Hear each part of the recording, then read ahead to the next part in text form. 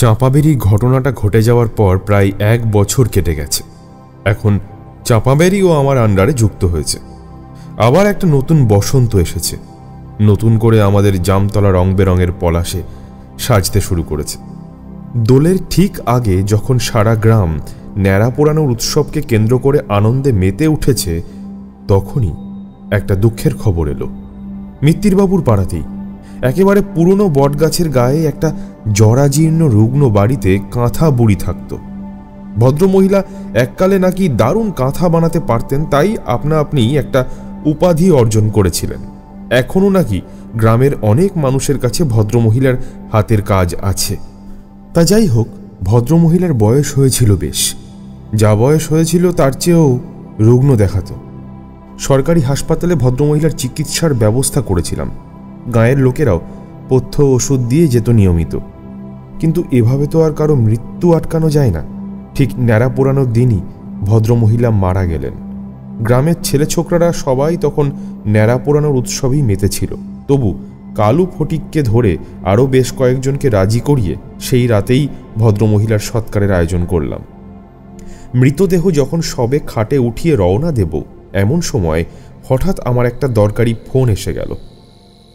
আমাকে কয়েক ঘন্টার জন্য এখনই একবার পাশের গ্রামে যেতে হবে। আমি কালু আর ফটিকের দিকে তাকালাম। ফটিক একেবারে কান এঁটো করা হাসি হেসে বলল, আরে এটা কোনো ব্যাপার হলো নাকি? এসব মরা পোড়ানো কি আপনার কাজ নাকি? আপনি হলেন গিয়ে বিডিও স্যার। আপনি যান, আমরা সবটা দেখে নেব। কথাটা সত্যি। এসব ব্যাপার আমার থেকে ওরা ভালো সামলাতে পারবে, তাই আমি আর দেরি না করে আমার কাজে চলে গেলাম।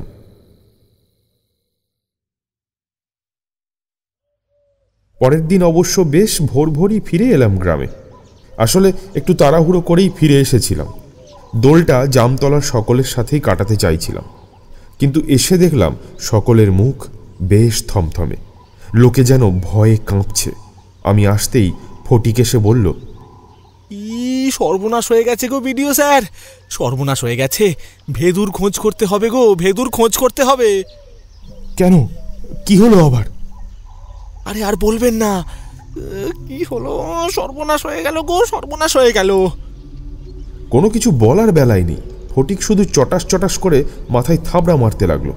আমি এবার একটু ধমকে সুরেই বললাম, আরে কি হয়েছেটা কি, বলবে তো নাকি? আরে কাল আমরা তো ক্যাঁতা বুড়িকে নিয়ে গেলাম শ্মশানে। তা অত রাতে বোঝেনি তো শ্মশানের ব্যাপার। চড়ালগুলো খুব ভালো তাড়ি বানায়। তখনও 2টো চিতে জ্বলছিল। বুড়ির চিতা জ্বালাতে সময় তো লাগবে। আমরা 5 জন ছিলাম। একজনকে খাট ধরে বসে থাকতে বলে আমরা 4 জন গেলাম একটু গলা ভেজাতে। তাই এসে দেখলাম। ফটিক কথা বলতে বলতে থেমে গিয়ে আবার চোখ বড় বড় করে হা করে চেয়ে রইল। আমি আবার ধমক দিয়ে বললাম, আর কি হলোটা কি, কি দেখলে? দেখলাম বুড়ি নেই। যে লোকটা মরা ধরে বসেছিল সে নিজেই মরে পড়ে আছে। মুখ দিয়ে গ্যাজলা উঠেছে আর গলায় 10 আঙুলের দাগ। সে কি কাণ্ড! ভদ্রমহিলার মৃতদেহটা পাওয়া যায়নি? তাহলে আর বলছি কি, কোথাও নেই, কোথাও নেই, বুড়ির লাশ কোথাও নেই। মিত্তিরবাবু মাথা নাড়তে নাড়তে এলেন। ভেদুর খবর পাওয়া গেছে। চাঁপাবেরিতে আছে ভেদু। কালুকে পাঠিয়ে দিয়েছি, দেখি কতক্ষণে আসে। কি যে কাণ্ড হলো! দোলের দিন একটা এমন পরিবেশ হলো, এর মধ্যে কি আর আনন্দ করা যায়? সত্যিই তাই। কত কিছু ভেবে রেখেছিলাম, কিছুই হলো না। সকলে তখন ভেদুর জন্য অপেক্ষা করছে, কিন্তু ভেদুরও কোনো খবর পাওয়া গেল না। রাত হলো। আমি আবার যেমন আমার কোয়ার্টারে রাতে শোয়ার আগে বই পড়ি তেমনই পড়ছিলাম। হঠাৎ শুনলাম জোরে দরজা ধাক্কা দেওয়ার আওয়াজ। এ কাজ ফটিক ছাড়া আর কারো হতে পারে না। সারাদিন ধরে জামতলার প্রতিটা জায়গা তন্ন তন্ন করে খুঁজেও কোথাও সেই ভদ্রমহিলার মৃতদেহ পাওয়া গেল না। এর মধ্যে আবার ফটিকের এমন করে দরজা ধাক্কানো, আবার কারোর কোনো বিপদ হলো না তো? আমি হুড়মুড় করে এসে দরজা খুললাম। যা ভেবেছি তাই। ফটিক হাঁপাচ্ছে, তার সারা গায়ে রক্ত। আমি ওকে ধরে বললাম, কি হলো, কি হয়েছে তোমার? ফটিক হাঁপাতে হাঁপাতেই হাতের ইশারায় আমাকে বোঝালো ওর কিছু হয়নি। মাঝি পাড়ার ওই ক্যাঁতা বুড়ি ঘুরে বেড়াচ্ছে। 2 জন মাঝিকে একেবারে আস্ত চিড়ে দিয়েছে। ওদের ধরতে গিয়ে দেখুন আমার কি অবস্থা হয়েছে। তার মানে? আমি ভেবাচাকা খেয়ে 2 পা পিছিয়ে দাঁড়িয়ে রইলাম। যে ভদ্রমহিলার মৃতদেহ আমি নিজের হাতে খাটে তুললাম সে ঘুরে বেড়াচ্ছে মানে আবার কি? ওই ক্যাঁতা বুড়ির শরীরে পিশাচ ঢুকেছে। ভেদুকে বড় দরকার। আপনি একবার চলুন ভিডিও স্যার। আমি কোনো মতে একটা টি শার্ট গড়িয়ে ছুটে গেলাম। মাঝিপাড়ায় যতক্ষণে এসে পৌঁছলাম ততক্ষণে ওই ভদ্রমহিলার লাশকে আর দেখা গেল না। তবে এখনো ওই দুজন মাঝির মৃতদেহ পড়ে আছে রাস্তার মাঝখানে। কে যেন দুজনকেই একেবারে মাঝ বরাবর চিরে ফালা ফালা করেছে। সারা গ্রাম জড়ো হয়েছে সেখানে। মিতিরবাবু পেছনে হাত দিয়ে ঘোরাফেরা করছে এই মাঝরাতে। উফ, এই ভেদুটাকে যখনই দরকার হয় কোথায় গিয়ে এসে বসে থাকে। মাথাটা গরম হয়ে যায় আমার। এবার একবার পাই আমার বাড়ির চিলেকোটার ঘরের শিকল পরিয়ে আটকে রেখে দেব। চারিদিকে তখন কান্নাকাটি পড়ে গেছে। ওই অন্ধকারের মধ্যেই টর্চ জ্বালিয়ে খোঁজা হলো অনেক, কিচ্ছুই পাওয়া গেল না। সারা রাত আমার ওই মাঝি পাড়াতেই কেটে গেল। ভোরের মোড়কটা সবে ডেকেছে কি ডাকিনি, আমাদের সেই চিরপরিচিত গম্ভীর গলার আওয়াজটা কানে ভেসে এলো। জয় বম তারক বম, জয় বম, জয় বম। আমরা সকলে যেন স্বস্তির নিঃশ্বাস ফেললাম। মিত্তিরবাবু দৌড়ে গেলেন। আরে ভেদু, দেখ কি সর্বনাশ হয়ে গেল। বুড়িটা যে সব শেষ করে দেবে এবার। সেই দুজন মাঝিকে কাল রাতেই দাহ করা হয়েছে। ওই বুড়ি নাকি এখন পিশাচ হয়ে গেছে। তাই ওর খেয়ে ফেলে রাখা শরীর বেশিক্ষণ এমন খোলা হাওয়ায় ফেলে রাখলে নাকি তারাও সব পিশাচ হয়ে যাবে। তবে যেখানে ওই বুড়ি মাঝি দুজনের শরীর ছিন্ন ভিন্ন করে ফেলে রেখে গিয়েছিল সেই জায়গাটা এখনও আলাদা করা হয়েছে। এখন ভূত পিশাচের ঘটনা ঘটলে গ্রামের থানায় খবর দিয়েও কোনো পুলিশের সহায়তা পাওয়া যায় না। তাই আমি নিজের মতো করে জায়গাটার চারিদিকে শুকনো গাছের ডাল দিয়ে আলাদা করে রেখেছিলাম। ভেদু সেখানে এসে এক দৃষ্টে জায়গাটা দেখল খানিকটা। আশপাশের রক্তমাখা পায়ের ছাপ লেগে আছে। কাল রাতে অন্ধকারে পায়ের ছাপটা কারো চোখে পড়েনি, আজ দেখা গেল। কিন্তু অন্য কোথাও আর এই পায়ের ছাপ দেখা গেল না। খুব সম্ভবত কাল সারা রাত এখানে লোকজন ঘোরাঘুরি করেছে, তাদের পায়ের ছাপের সাথে মিলেমিশে একাকার হয়ে গেছে। ইস, আগে এই ব্যাপারটা নিয়ে সতর্ক থাকা প্রয়োজন ছিল। ভেদু এক দৃষ্টে সেই রক্তমাখা পায়ের ছাপের দিকে তাকিয়ে রইল। এদিকে মিত্তিরবাবু কিছুতেই যেন শান্ত থাকতে পারছেন না। এক নাগারে বলে যেতে লাগলেন, সত্যি ভেদু, বলিয়ারই তোমার কাজ। দরকারের সময় যদি তোমায় না পাওয়া যায় তবে আমরাই জামতলার লোক হয়ে কি সুবিধা পেলাম বলো তো? আমাদের নিজেদের গ্রামে আজ এত বড় বিপদ, এদিকে তোমার কোনো পাত্তা নেই। ভেদুর মনে হলো না এসব কথা শোনার কোনো সময় আছে বলে। সে এক মনে ওই রক্তমাখা পায়ের ছাপ দেখতে লাগলো আর বিড়বিড় করে কি যেন মন্ত্র পড়তে লাগলো। আর অদ্ভুতভাবে কাল রাতের হারিয়ে যাওয়া পায়ের ছাপ একে একে ফুটে উঠতে লাগলো। ঠিক যেখানে ওই মাঝিদের লাশ পাওয়া গিয়েছিল সেখান থেকে সোজা পায়ের ছাপ চলে গেছে শ্মশানের দিকে। ফটিক চেঁচিয়ে বলল, তার মানে ওই বুড়ি শ্মশানেই লুকিয়ে আছে। ভেদু সেই পায়ের ছাপের দিকে এক দৃষ্টে তাকিয়ে থাকতে থাকতে কি যেন ভাবল। ওই বুড়ির শরীরে কোনোভাবে এক পিশাচ ঢুকেছে। ওই পিশাচ দিনে ঘুমোয় আর রাতে জেগে শিকার করে। দিনের বেলাতেই আমাদের ওই বয়স্ক মহিলার মৃতদেহ খুঁজে বার করে জ্বালিয়ে দিতে হবে, না হলে রাতে ওকে পরাস্ত করা কারো পক্ষে সম্ভব হবে না। যত দিন যাবে ওই পিশাচ কিন্তু আরো ভয়ানক হয়ে উঠবে। তাহলে এখনই একবার শ্মশানের দিকে যাওয়া যাক। যদিও আগের দিনও শ্মশানে খোঁজা হয়েছিল, কাল রাতেও আমরা শ্মশানের দিকে যাই, কিন্তু কাউকেই খুঁজে পাইনি। তবে তুমি থাকলে নিশ্চয়ই খুঁজে পাবো। আবার আমরা সকলে শ্মশানের দিকে গেলাম। আমাদের সাথে ভেদুও গেল। কিন্তু কোথায় সেই মৃতদেহ?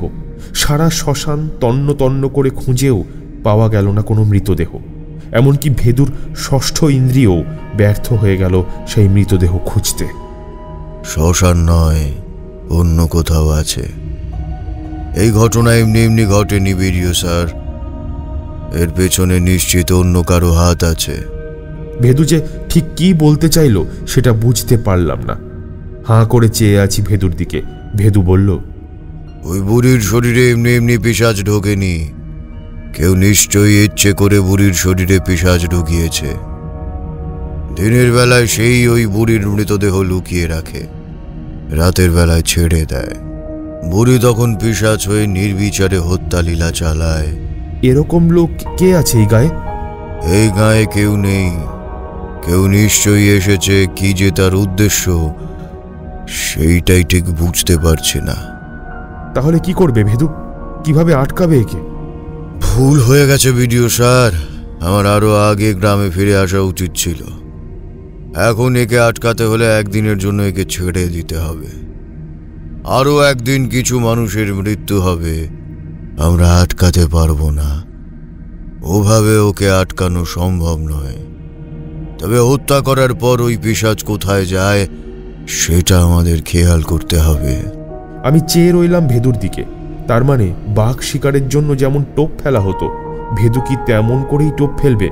আজ রাতে তবে আরো কিছু মানুষ মরবে। ভেদু বোধহয় আমার মনের কথা বুঝতে পারল। আমার কাঁধে হাত রাখলো ভেদু। আমি আপ্রাণ চেষ্টা করব বিডিও স্যার, তবু মনে হয় না সকলের প্রাণ বাঁচানো সম্ভব হবে বলে। পিশাচ কোথায় যায় সেটা দেখতে হলে আমাদের এই রাস্তায় ধরতে হবে। কোনো কোনো সময় অপেক্ষা করাটা যেন একটা ভয়ানক কঠিন কাজ বলে মনে হয়, তাও আবার যদি সেটা মৃত্যুর জন্য অপেক্ষা হয়। ভেদু আর আমি রাতে প্রায় সারা গ্রাম ঘুরে বেড়াতে লাগলাম। কাল মাঝিদের পাড়ায় হামলা হয়েছিল, আজ হয়তো অন্য জায়গায় হবে। গ্রামে অন্যান্যরাও মশাল জেলে পাহারা দিতে লাগলো। রাত প্রায় তৃতীয় প্রহরের দিকে এগোচ্ছে, তবু কোথাও কোনো অঘটন চোখে পড়ল না। কিন্তু হঠাৎ শুনলাম একটা বিকট হাসির আওয়াজ, ঠিক মিত্তিরবাবুর বাড়ির সামনে। মিত্তিরবাবু তখন বাড়ির বাইরে হাতে একটা মশাল নিয়ে দাঁড়িয়েছিলেন। মশাল হাতে থাকলে নাকি কোনো পিশাচ আসতে পারে না, কিন্তু ওই কাঁথা বুড়ির মধ্যে যে পিশাচ আসে সে বোধহয় এইসব আগুনের তোয়াক্কা করে না। মিত্তিরবাবুর ওপর ঝাঁপিয়ে পড়ে এক হাতে তাকে তুলে ধরল আকাশের দিকে। ভেদু তার ঝোলা থেকে খানিকটা ধুলো পড়া ছুঁড়ে দিল বুড়ির দিকে, কিন্তু মনে হয় না সেই ধুলো পড়ায় কিছু কাজ হলো বলে। কাঁথা বুড়ি চিৎকার করে হাসতে হাসতে মিত্তিরবাবুকে একটা খেলনা গাড়ির মতো ছুঁড়ে ফেলে দিল। তিনি উড়ে গিয়ে পড়লেন পাশের তাল গাছে। অত বড় তাল গাছে মিত্তিরবাবু ঝুলছেন, যে কোনো মুহূর্তে পড়ে যেতে পারেন। তার সেই ভয়ঙ্কর অবস্থা দেখে কাঁথা বুড়ি আবার হেসে উঠল। তারপর কোনো দিকে না তাকিয়ে একেবারে সোজা কালুর চায়ের দোকানের দিকে দৌড়তে লাগলো। কালু অবশ্য দোকানের ধারে কাছে ছিল না, কিন্তু কয়েকজন লোক ওখানেই মশাল হাতে দাঁড়িয়েছিল। বুড়িকে আসতে দেখে সকলে মশাল ফেলে পালানোর চেষ্টা করলো, কিন্তু সেটা আর সম্ভব হলো না। দুজনকে ঠিক ধরে ফেললো কাঁথা বুড়ি। আমি আর ভেদু পিছনে দাঁড়িয়ে কিছুই বুঝতে পারছিলাম না। আমি ভেদুর দিকে তাকালাম। সে ফিসফিস করে বলল, দেখলেন তো মিত্তির বাবু, বাড়ির সামনে পিশাচের গায়ে ধুলো পোড়া দিলাম, কোনো লাভ হলো না। এ কোনো শক্তিশালী পিশাচ, কোনো শক্তিশালী লোক এই বুড়ির শরীরে এই পিশাচকে ঢুকিয়েছে। আমাদের একটু অপেক্ষা করতেই হবে। আমরা কালুর দোকানের পিছনের দিকে লুকিয়ে রইলাম। আমাদের সামনেই পিশাচ ওই দুজনকে ফালা ফালা করে চিরে ফেলল। তারপর দুজনের শরীর দুদিকে ছড়িয়ে ফেলে রেখে চলে গেল। আমরা পিছু নিলাম সেই পিশাচের। অন্ধকার রাত্রি, রাস্তায় আলো থাকলেও কে জানে আজ কেন যেন সব মনে হচ্ছে অন্ধকার। রাস্তায় আজ একটা কুকুরও ডাকছে না। পিশাচের ভয়ে তারাও বোধহয় আজ লুকিয়ে পড়েছে। বেশ খানিকটা যাওয়ার পরই পিশাচ শ্মশানের রাস্তা ধরল। আমি আর ভেদু মুখ চাওয়াচাওয়ি করতে লাগলাম। সকালবেলা এই শ্মশানের প্রত্যেকটা অংশ আমরা ভালো করে দেখেছি, কিন্তু কাউকে দেখতে পাইনি। যাই হোক, পিশাচ এগিয়ে চলেছে। ওই শ্মশান পেরিয়ে একটা আগাছা ঘেরা জঙ্গল, সেখানে নিচু হয়ে ঢুকে গেল, আর দেখা গেল না তাকে। বেশ কিছুক্ষণ ওখানেই দাঁড়িয়ে আমরা অপেক্ষা করলাম। তারপর আস্তে করে আগাছাটা সরালাম। নিচে দিয়ে একটা সুড়ঙ্গ চলে গেছে। ভেদু অবাক হয়ে বলল, এই সুড়ঙ্গটা আবার কবে হলো? এখানে তো আগে অনেকবার এসেছি, এমন সুড়ঙ্গ তো কখনো দেখিনি। আমিও অবাক হয়ে চেয়ে রইলাম সুড়ঙ্গটার দিকে। এর আগে এই শ্মশানে অনেকবার এসেছি, কিন্তু এখানে কোনো সুড়ঙ্গ আছে বলে তো জানতাম না। ভিডিও স্যার, যে ওই বুড়িকে বশ করে ওর শরীরে পিশাচকে প্রবেশ করিয়েছে, এ মনে হয় তারই কাজ। এ অনেক বড় ষড়যন্ত্র ভিডিও স্যার। ভেতরে যাবে তো ভেদু?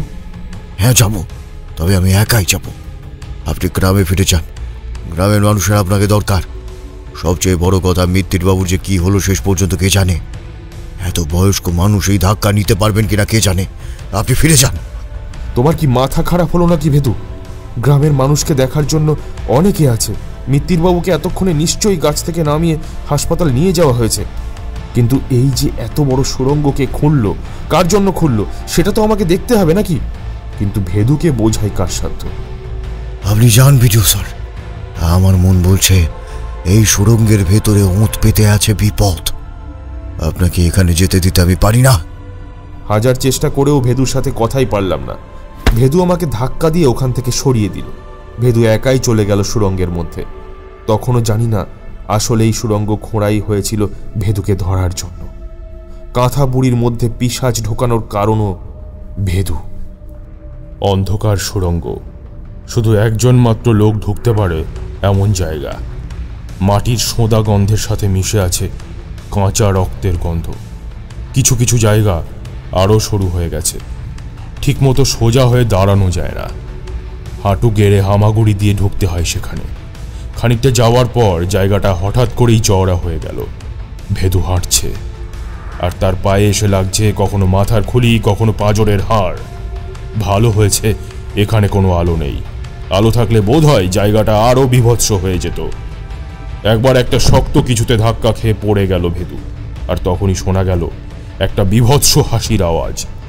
না, এ সেই পিশাচের হাসি নয়, আরও বীভৎস। এই অন্ধকার গুহা যেন কেঁপে কেঁপে উঠছে সেই হাসির আওয়াজে।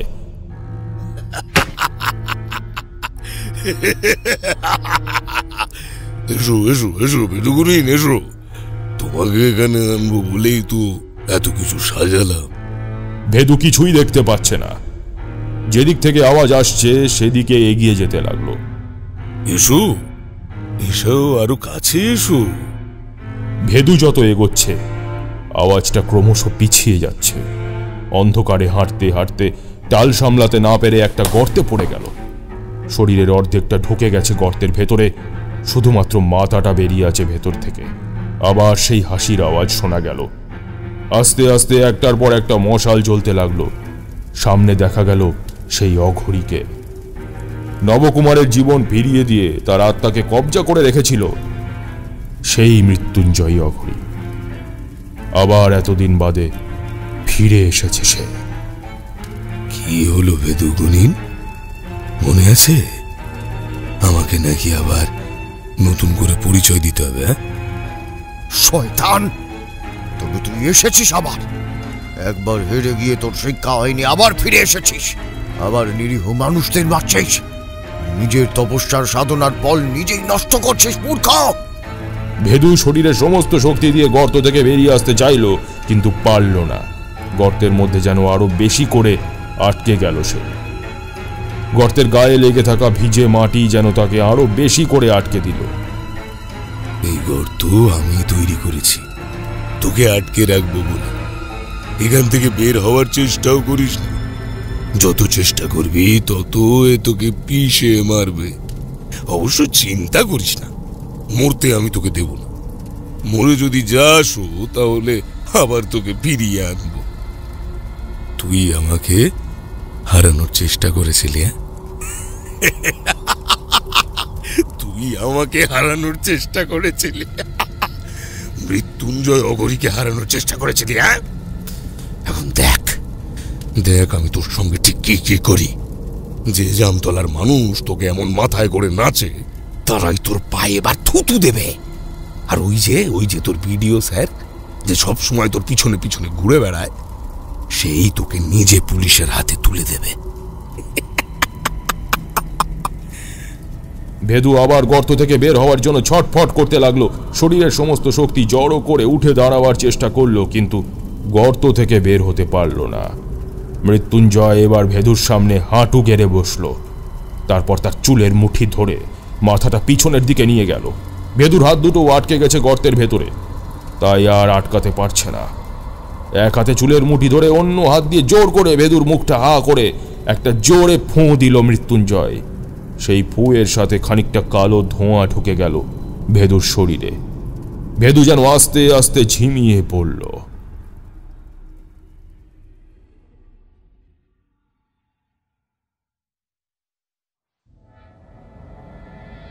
রাত কেটে গেল, সারা দিনটাও কিভাবে যেন কেটে গেল। মিত্তির বাবুকে হাসপাতালে ভর্তি করা হলো। ভাগ্যিস তেমন কিছুই হয়নি।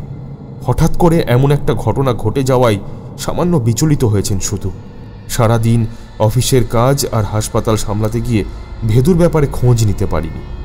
বিকেল হতেই গায়ের মানুষগুলো যখন চিন্তায় জড়সড় হয়ে ঘুরে বেড়াতে লাগলো, ফটিক যখন মশাল ধরানোর তোড়জোড় শুরু করলো, তখন ভেদুর কথা মনে পড়ল।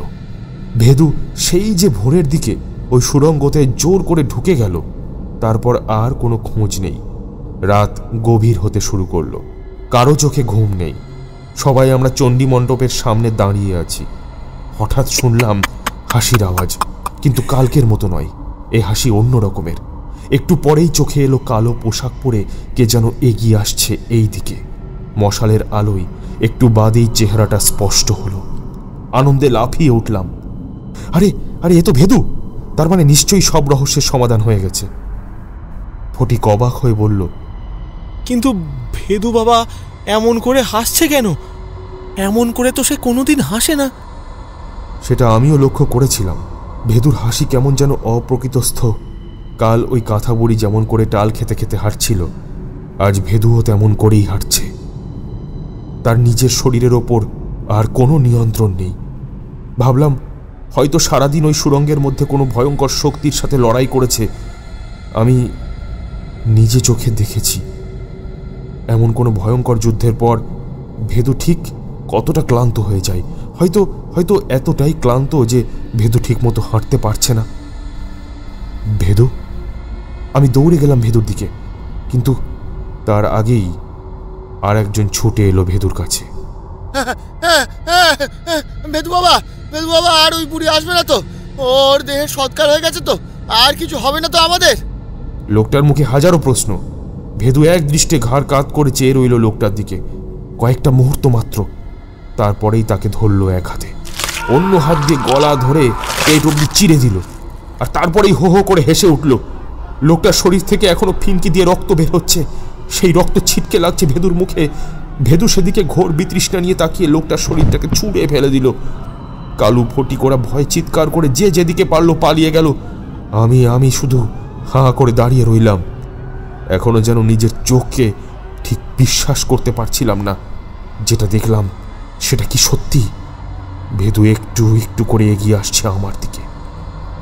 ভিডিও স্যার, পালিয়ে যান, না হলে কিন্তু আপনিও ঠিক এইভাবে মরবেন। আমি আপনাকে মারতে চাই না, আপনাকে আমার অনেক কাজ করতে হবে, কিন্তু এখন তো আমার সামনে যে আসবে সেই মরবে। ফটিক ঠিকই বলেছিল, এ ভেদু নয়, এ গলা ভেদুর নয়। এমন করে বলার ভঙ্গি ভেদুর নয়। মনে হচ্ছে যেন ভেদুর মুখোশ পরে আমার সাথে অন্য কেউ দাঁড়িয়ে রয়েছে। ভেদু আমাকে পাশ কাটিয়ে আবার সেই আগের মতো টাল খেতে খেতে এগিয়ে গেল। আমি ছুটে গিয়ে ভেদুকে আটকালাম। তোমার কি হয়েছে ভেদু? ওই সুড়ঙ্গের মধ্যে কি ছিল? বললাম আমিও তোমার সঙ্গে যাই, সেটা তো আর শুনলে না। এখন এসব কি করছো? ভেদু কেমন একটা ঘোর লাগা চোখে আমার দিকে তাকালো। মনে হচ্ছে যেন সদ্য ঘুম ভেঙে জেগে উঠেছে। কি করলাম আমি? এখানে কখন পৌঁছলাম? ওই সুড়ঙ্গ থেকে কখন বের হলাম? এই তো ভেদুর গলা। আমি তাড়াতাড়ি গিয়ে ভেদুকে জড়িয়ে ধরলাম। কি হয়েছিল? কি হয়েছিল তোমার ভেদু? ওই সুড়ঙ্গে কি হয়েছিল? সুড়ঙ্গের মধ্যে অন্ধকার। ভেদু যেন খুব কষ্টে মনে করতে চাইল। এক দৃষ্টে আমার দিকে একটা ঘোর লাগা চোখে চেয়ে থাকতে থাকতে পড়ে গেল মাটিতে। কি যে বলছেন বিডিও স্যার? আমি একটা আস্ত লোককে চিড়ে ফেললুম? এই একটা কথা এখনো অবধি ভেদু প্রায় 500 বার জিজ্ঞাসা করে ফেলেছে। কাল রাতে ভেদুকে কোথায় নিয়ে যাব বুঝতে না পেরে আমার কোয়ার্টারে নিয়ে এসেছিলাম। এটা খুব ভালোই বুঝতে পেরেছি, এক রাতের মধ্যেই ভেদু গাঁয়ের লোকের কাছে একদম ভিলেন হয়ে গেছে। আজ এত বেলা হয়ে গেল, তবু কেউ একবারের জন্য ভেদুকে দেখতে এলো না। এমনকি কালু ফটিককেও আমার কোয়ার্টারে ত্রিসীমানায় দেখতে পেলাম না। ভেদু জ্ঞান ফেরার পর থেকে অনেকবার সুড়ঙ্গের কথা মনে করবার চেষ্টা করেছিল, কিন্তু কিছুতেই মনে করতে পারল না। আমি কাল রাতে তার কীর্তির কথা বলার পরেও সে কিছুতেই বিশ্বাস করল না। আমার গুরুর আশীর্বাদ আছে বিডিও স্যার, আমার উপরে কোনো অশুভ শক্তি প্রভাব ফেলতে পারবে না। কোথাও একটা ভুল হচ্ছে, ভুল। আমি ওর কাঁধে হাত রেখে বললাম, শুধু আমি না ভেদু, গ্রামের অনেক লোক একসাথে দেখেছে। ভেদু এক মনে কি ভাবতে লাগলো। ভাবলাম কিছুক্ষণ ওকে একা ছেড়ে দেওয়াই ভালো, হয়তো একা থাকলে কালকের ওই সুরঙ্গের কথা মনে পড়ে যাবে। আজ আর অফিসে যাব না ভাবলাম, কয়েকটা জরুরি মেল করার দরকার ছিল। ঘরে বসে সেগুলোই করছিলাম। হঠাৎ জগা কেমন যেন কাচুমাচু মুখে আমার ঘরে এসে হাজির হলো। আমি ওর মুখের দিকে তাকিয়ে অবাক হয়ে বললাম, কি হলো তোমার মুখের আবার এমন ছিরি হলো কেন? কিছু একটা হয়েছে। জগা বেশ দার্শনিকের মতো বললে। আমি ওর দিকে হাঁ করে চেয়ে থাকলাম। বললাম, আরে কি হয়েছে সেটা তো বল। ভেদু বাবার কিছু একটা হয়েছে। একটু আগে 40টা রুটি আর 2 থালা ভাত খেলো। বাড়িতে আর কোনো রান্না করা খাবার নেই। আমি 4 বার আটা মেখেছি, 4 বার নতুন করে চাটু গরম করে রুটি করেছি। আমি চুপ করে শুনে গেলাম জগার কথা। জগা এক নাগারে বলে গেল, আমি জন্মে এত খেতে কাউকে দেখিনি। ভেদু বাবার নিশ্চয়ই কিছু একটা হয়েছে। আমাকে বলল তার নাকি পেট ভরেনি, আরও খেতে চাইছে। কোথা থেকে দেবো খাবার? আমি নিচে গেলাম। ভেদুর ঘরের দরজাটা ভেজানো ছিল। আলতো করে ঠেলা দিতেই খুলে গেল দরজাটা। দরজা জানলা এই দিনের বেলাতেও বন্ধ করে রাখা, সেই জন্যই ঘরটা একটু অন্ধকার মতো। ভেদু একটা কোলবালিশ কোলে নিয়ে মাথাটা নিচু করে ঝিমোচ্ছে। আমি সামনে এসে দাঁড়াতেই সে ঘাটটা তুলে আমার দিকে তাকালো। খাবার এনেছিস? আমার জন্য খাবার এনেছিস? খেতে দে, খেতে পেয়েছে। এখনই খেতে দে, নয়তো তোকেই কেটে কুচি কুচি করে খেয়ে নেবো। জগা ভয়ে ভয়ে এসে দাঁড়িয়েছে আমার পিছনে। সে ফিসফিস করে বলল আমার কানে, দেখলেন তো, বলেছিলুম ভেদু বাবার কিছু একটা হয়েছে। সেটা আমিও বুঝতে পারছি। ভেদুর গলার স্বর আবার বদলে গেছে। এক দৃষ্টে সে তাকিয়ে আছে আমাদের দিকে। তারপর হঠাৎ একেবারে যেন উড়ে চলে এলো আমার ঠিক সামনে। দেবিলা, দেবিলা আমাকে খেতে, আমার খিদে পেয়েছে। তবু দেবিলা, ও বলছি যে আমার খিদে পেয়েছে। কানে কথা যাচ্ছে না নাকি? হ্যাঁ, কানে কথা যাচ্ছে না? ভেদু কথাগুলো এতটাই জোরে বলছিল যে জগা ভয়ে প্রায় ছিটকে দূরে সরে গেল। ভেদু 2 হাত দিয়ে আমার গলা টিপে ধরল। আমার দম প্রায় বন্ধ হয়ে আসছিল। আমি 2 হাত দিয়ে ভেদুকে ধাক্কা দিয়ে সরাবার চেষ্টা করলাম, পারলাম না। ভেদুর গায়ে যেন হাজার হাতির বল। আমার সামনের পৃথিবীটা যেন ক্রমশ আবছা হয়ে যাচ্ছে। কিন্তু হঠাৎই ভেদুর কি হলো কে জানে, আমায় ছেড়ে দিল। আমি টাল সামলাতে না পেরে পড়ে গেলাম। ভেদু আমার দিকে ঝুঁকে সেই অদ্ভুত গলায় বলল, তোমাকে তো এত সহজে মারা যাবে না। তোমাকে দিয়ে তো অনেক কাজ করাতে হবে এখনো। যাও যাও যাও যাও যাও, তোমাকে ছেড়ে দিলাম, যাও।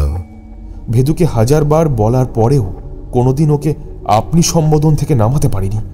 1000 বার ওকে বারণ করলে ও বলতো। কি যে বলেন না আপনি! আপনি হলেন গিয়ে আমাদের ভিডিও সরকারি লোক। আপনাকে সম্মান দেখানোর মানে হচ্ছে সরকারকে সম্মান দেখানো। আপনাকে কি কখনো তুমি বলতে পারি? হ্যাঁ, আজ সে নির্দ্বিধায় আমাকে তুমি বলল, তাতে কোনো ক্ষতি নেই। কিন্তু এটা ভালো করেই বুঝতে পারলাম এ ভেদু নয়। ভেদুর শরীরে অন্য কারো প্রবেশ হয়েছে। এটা তো বেশ ভালোই বুঝতে পারলাম।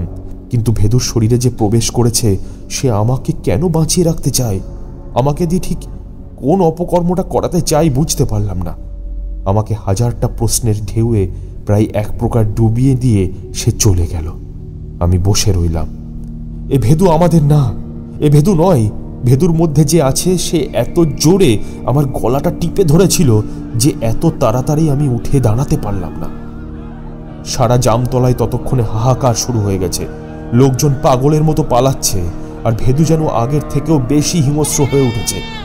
হাতের সামনে গরু ছাগল যা পাচ্ছে তাই মুখে পুড়ে দিচ্ছে। বড় বড় গাছ এক হাতে তুলে ছুঁড়ে দিচ্ছে। কত ঘর বাড়ি যে ভেদুর এমন তাণ্ডবে ভেঙে টুকরো টুকরো হয়ে গেল। কত লোক আহত হলো তার ঠিক নেই। আর যদি কেউ ভেদুর সামনে পড়ে যায় তাকে ভেদু একেবারে চিরে 2 হাতখানা করে দিচ্ছে। প্রায় সারা রাত ধরে চলল সেই তাণ্ডব। আমি অনেক চেষ্টা করলাম কিন্তু আটকাতে পারলাম না। রাত যখন প্রায় শেষের পথে, যদিও আজ আর মোরগ ডাকলো না। হয় জামতলার কোনো মোরগ আর জীবিত নেই, আর যদি বেঁচেও থাকে তবে ভেদুর ভয়ে কোথাও যেন লুকিয়ে গিয়েছে। সারা গ্রামটা তখন লণ্ডভণ্ড হয়ে গেছে। রাস্তা দিয়ে হাঁটলে অসহায় মানুষের আর্ত কান্না ভেসে আসছে। আমি প্রায় পুরো গ্রামটা ঘুরে এলাম, ভেদুকে খুঁজে পেলাম না। অবশেষে তাকে খুঁজে পেলাম শ্মশানের কাছে। দুটো পিয়াল গাছের ফাঁকে ভূতের মতো বসে আছে সে। আমি আস্তে আস্তে এগিয়ে গেলাম তার দিকে। ভেদুর চোখ মুখ থমথমে। কাছে গিয়ে দেখলাম ভেদুর দু চোখ দিয়ে জল গড়াচ্ছে। তার মানে আমাদের ভেদু আবার স্বাভাবিক হয়েছে। আমি আস্তে করে ওর পাশে বসে ওর কাঁধে হাত রাখলাম। সামান্য স্পর্শ পেয়েই ভেদু আবার ঝরঝর করে কেঁদে ফেলল। লোকটা এমন করে প্রতিশোধ নিল স্যার, এরকম করতে পারলো?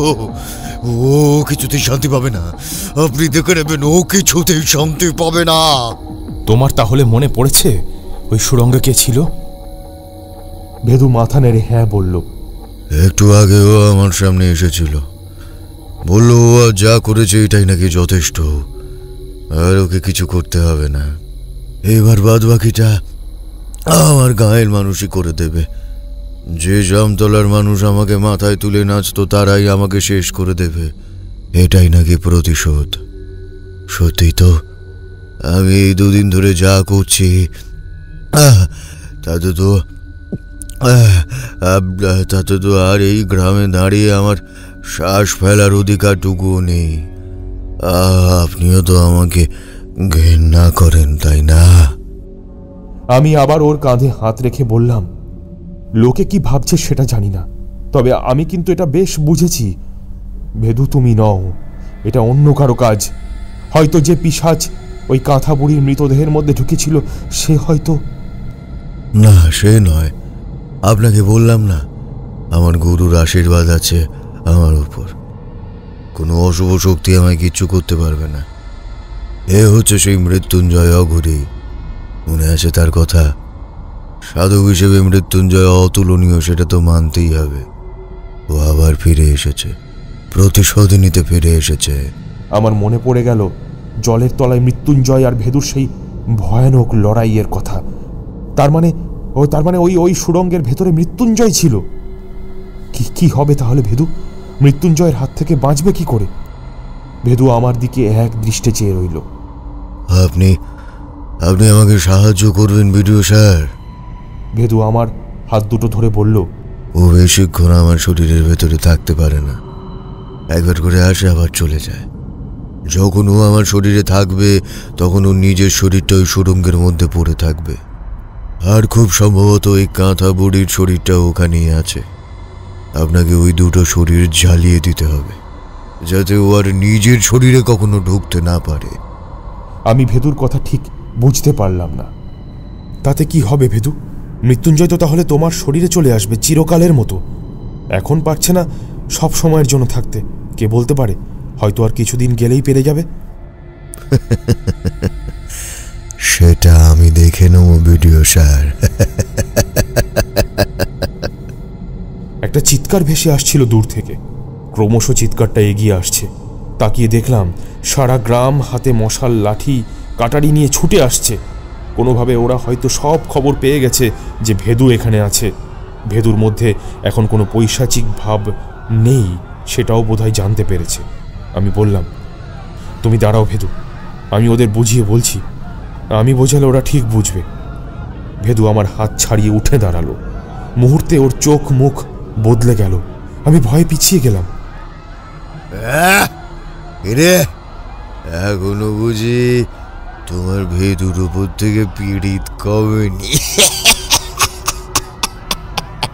তাহলে দেখ আমি কি করি।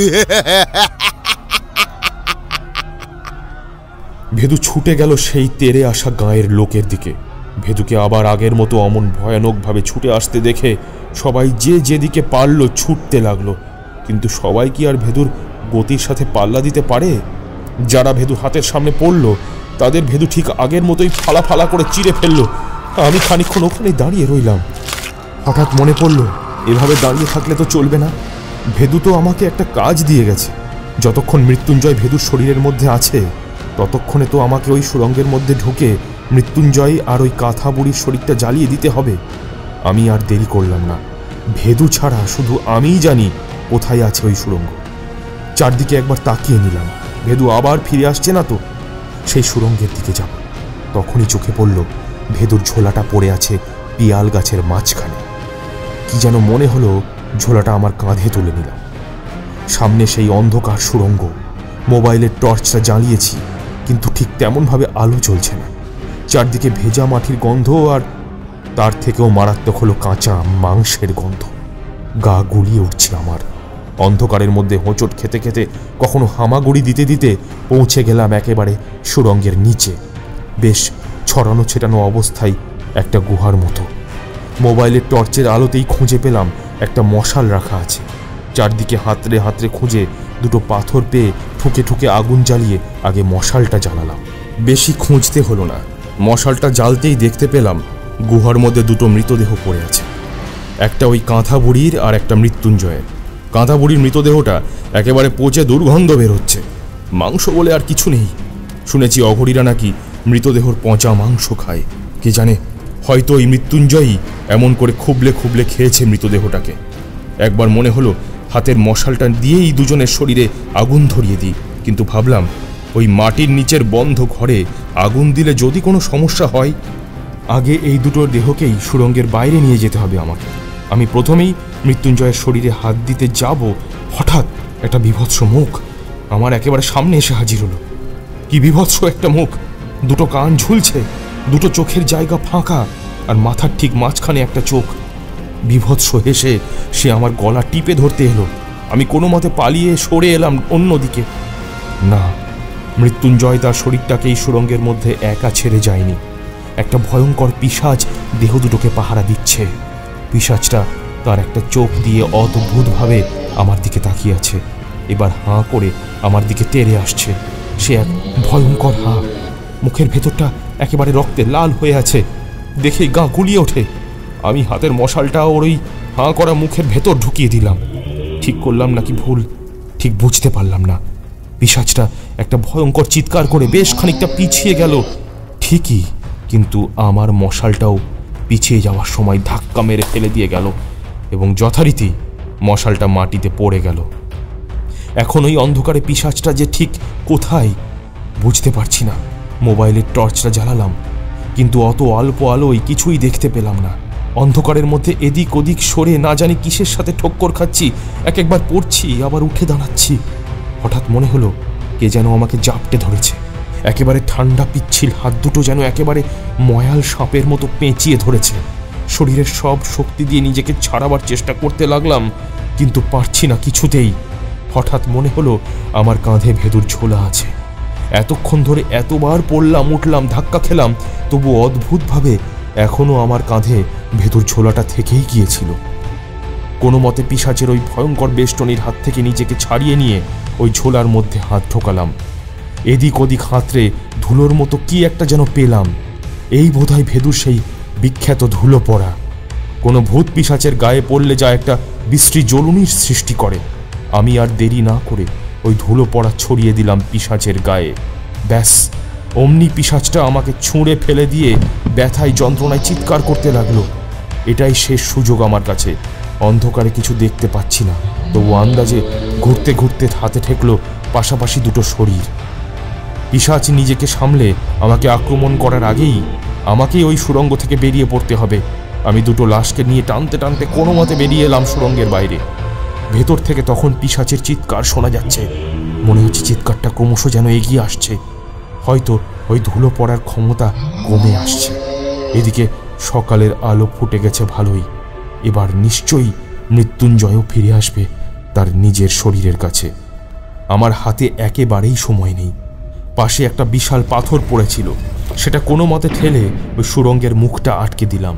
জানি না অবশ্য এই পাথর দিয়ে পিশাচকে আটকে রাখা যায় কিনা। সেটা এখন ভাবার সময়ও নয়, কারণ আগে ওই মৃত্যুঞ্জয়কে আটকাতে হবে। শ্মশানের আশেপাশে কাউকে দেখতে পেলাম না। ভেদুর ভয়ে শ্মশানের ডোমেরাও বোধহয় পালিয়ে গেছে। গুদাম ঘরে যে কাঠ পড়েছিল সেই কাঠ দিয়ে সাজিয়ে ফেললাম পাশাপাশি দুটো চিতা। দুটো দেহকে চিতায় তুলে আগুন দিতে যাব, ঠিক তখনই একটা ভয়ঙ্কর চিৎকার শুনতে পেলাম। ভেদু দৌড়তে দৌড়তে আসছে, তার পিছনে গোটা গ্রাম। ওটো সাহস বেড়েছে তাই না? তুইও তবে ওই ভেদুর মতো আমার পিছনে ষড়যন্ত্র করতে নেমে গেছিস? কি ভেবেছিস কি এভাবে তুই আমাকে হারাতে পারবি? কথা বলতে বলতেই দেখলাম ভেদুর মুখের ভেতর থেকে একটা কালো ধোঁয়া বেরিয়ে এসে সোজা এগিয়ে আসতে লাগলো মৃত্যুঞ্জয়ের শরীরের দিকে। ভেদু বোধহয় ক্লান্ত হয়ে গেছে এতক্ষণে ধকলের জন্য। ওর মাথা ফেটে গেছে দেখলাম, শরীর রক্তাক্ত, গায়ের লোকেদের থেকে মার খেয়েছে বোধহয়।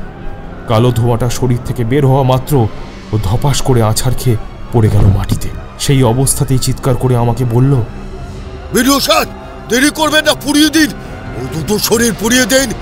মৃত্যুঞ্জয় একবার নিজের শরীরে প্রবেশ করলে আপনাকে আর বাঁচতে দেবে না। শেষ করে দিন ভিডিও স্যার, ওই শরীর দুটোকে শেষ করে দিন। কালো ধোঁয়াটা প্রায় এসে গেছে মৃত্যুঞ্জয়ের শরীরের কাছে। আমি আর দেরি না করে আগুন ধরিয়ে দিলাম কাঠে। শুকনো কাঠের সঙ্গে সঙ্গে দাউ দাউ করে আগুন ধরে উঠল। কালো ধোঁয়াটা বার কয়েক তার মধ্যে দিয়েই মৃত্যুঞ্জয়ের শরীরে ঢোকার চেষ্টা করলো, কিন্তু আর সম্ভব হলো না। ওই চিতা দুটোর পাশে ঘুরে বেড়াতে লাগলো কালো ধোঁয়াটা। তোকে আমি শেষ করে দেব। কি ভেবেছিস এইভাবে তুই আমাকে আটকাতে পারবি? আমি মৃত্যুঞ্জয় অঘরী। কালো ধোঁয়াটা আবার ছুটে গেল ভেদুর দিকে। ভেদু বোধহয় জানতো নিজের শরীরের ভেতর ঢুকতে না পেরে মৃত্যুঞ্জয়ের আত্মা আবার ভেদুর কাছে ফেরত আসবে। ভেদু মাটি থেকে হাঁচড় পাঁচড় করে উঠে দাঁড়ালো। বনে জঙ্গলে ঘুরতে হয় বলে আগাছা কাটার জন্য একখানা কাটারি সবসময় ভেদুর কোমরে গোঁজা থাকে। কালো ধোঁয়াটা ভেদুর কাছে আসার আগেই ভেদু সেই কাটারিটা নিজের গলার কাছে ধরল। কালো ধোঁয়াটা থমকে দাঁড়িয়ে পড়ল। ভেদু যে ঠিক কী করতে চলেছে তখনও বুঝিনি। কালো ধোঁয়ার থেকে একটা গলা ভেসে এলো। তুই তুই তুই ওই লোকটাকে এই বুদ্ধি দিয়েছিস তাই তো? আমার শরীরটাকেও পুড়িয়ে দিয়েছে। বেশ, কিন্তু তোকে তো আমি বশ করে নিয়েছি। তোর শরীরে আমি ঢুকবো, তারপর ইচ্ছে মতো এই গ্রামটাকে শেষ করে দেব। কেউ আমাকে আটকাতে পারবে না, কেউ না। কি করে আমার শরীরে ঢুকবে তুমি মৃত্যুঞ্জয়? শরীর থাকলে তো ঢুকবে। এই কাটারিটা এক্ষুনি আমি আমার গলায় চালিয়ে দেব। আর আত্মহত্যা করলে সেই শরীরে তুমি ঢুকতে পারবে না অঘরী, এটাই নিয়ম। কালো ধোঁয়াটা থেকে তক্ষুনি একটা আর্ত চিৎকার ভেসে এলো। এই কাজ তুই করতে পারিস না। কেন পারবো? তুমি এই সমাজের কলঙ্ক। তুমি যতদিন এই পৃথিবীতে থাকবে পৃথিবীর মানুষ শান্তিতে শ্বাস ফেলতে পারবে না। তুমি তোমার সাধনার অপপ্রয়োগ করে মানুষকে বেঁধে ব্যস্ত করে তুলেছ। অসংখ্য নিরীহ মানুষকে হত্যা করেছ তুমি। তোমাকে মারতে হলে যদি আমাকে মরতে হয় তবে আপত্তি কোথায়? কালো ধোঁয়াটা আবার ছুটে গেল ভেদুর দিকে, কিন্তু সে ভেদুরের শরীর স্পর্শ করার আগেই ভেদু কাটারিটা নিজের গলায় চালিয়ে দিল। শুধু একটা মুহূর্ত, কাটা কলা গাছের মতো পড়ে গেল ভেদু। কালো ধোঁয়াটা ভেদুর চারদিকে ঘুরে বেড়াতে লাগলো কিছুক্ষণ। বারবার শরীরটাকে কবজা করার চেষ্টা করতে লাগলো, কিন্তু সম্ভব হলো না। একটা ভয়ঙ্কর চিৎকার ভেসে এলো সেই ধোঁয়া থেকে। ছাড়বো না, কাউকে ছাড়বো না। আবার ফিরে আসবো আমি। আমার নাম মৃত্যুঞ্জয় অঘরী। আমি আবার ফিরে আসবো।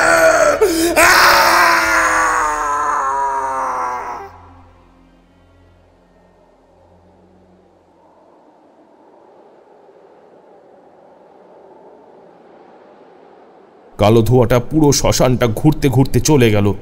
চলে যাওয়ার পরেও যেখানে দাঁড়িয়েছিলাম সেখানেই দাঁড়িয়ে রইলাম। যা ঘটল তা যেন কিছুতেই বিশ্বাস হচ্ছে না আমার। গ্রামের মানুষগুলো একইভাবে পাথরের মূর্তির মতো দাঁড়িয়ে আছে। এতক্ষণে বোধহয় ওরাও বুঝতে পেরেছে যা ঘটেছে তার জন্য ভেদু দায়ী নয়। ভেদুর মধ্যে দিয়ে অন্য কেউ এই সব কাণ্ড করেছে। আমি এগিয়ে এলাম ভেদুর কাছে। গলার কাটা অংশ দিয়ে এখনো রক্ত চুইয়ে চুইয়ে পড়ছে। এখনো যেন বিশ্বাস হচ্ছে না যে ভেদু আর নেই। আমি হাঁটু গেড়ে বসে পড়লাম ভেদুর পাশে। একবার অনেক আশা নিয়ে ভেদুর নাকের কাছে হাত ঠেকালাম। না, শ্বাস পড়ছে না। একবার কোপ পড়তে শেষ হয়ে গেছে লোকটা। যদি এতটুকু প্রাণ ওর মধ্যে থাকতো তাহলে ওই অঘরি ওকে ছেড়ে যেত না।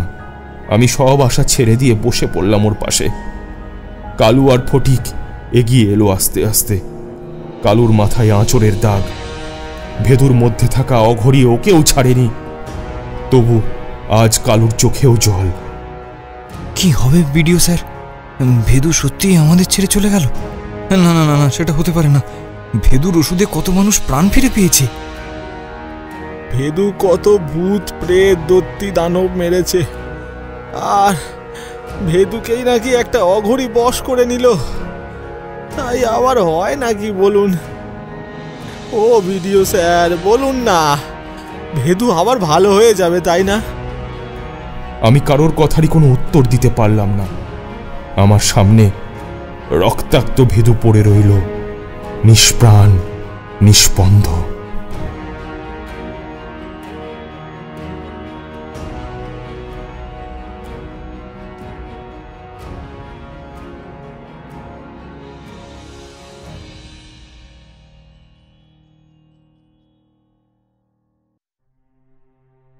জামতলার শ্মশানে তখন আর তিল ধারণের জায়গা নেই।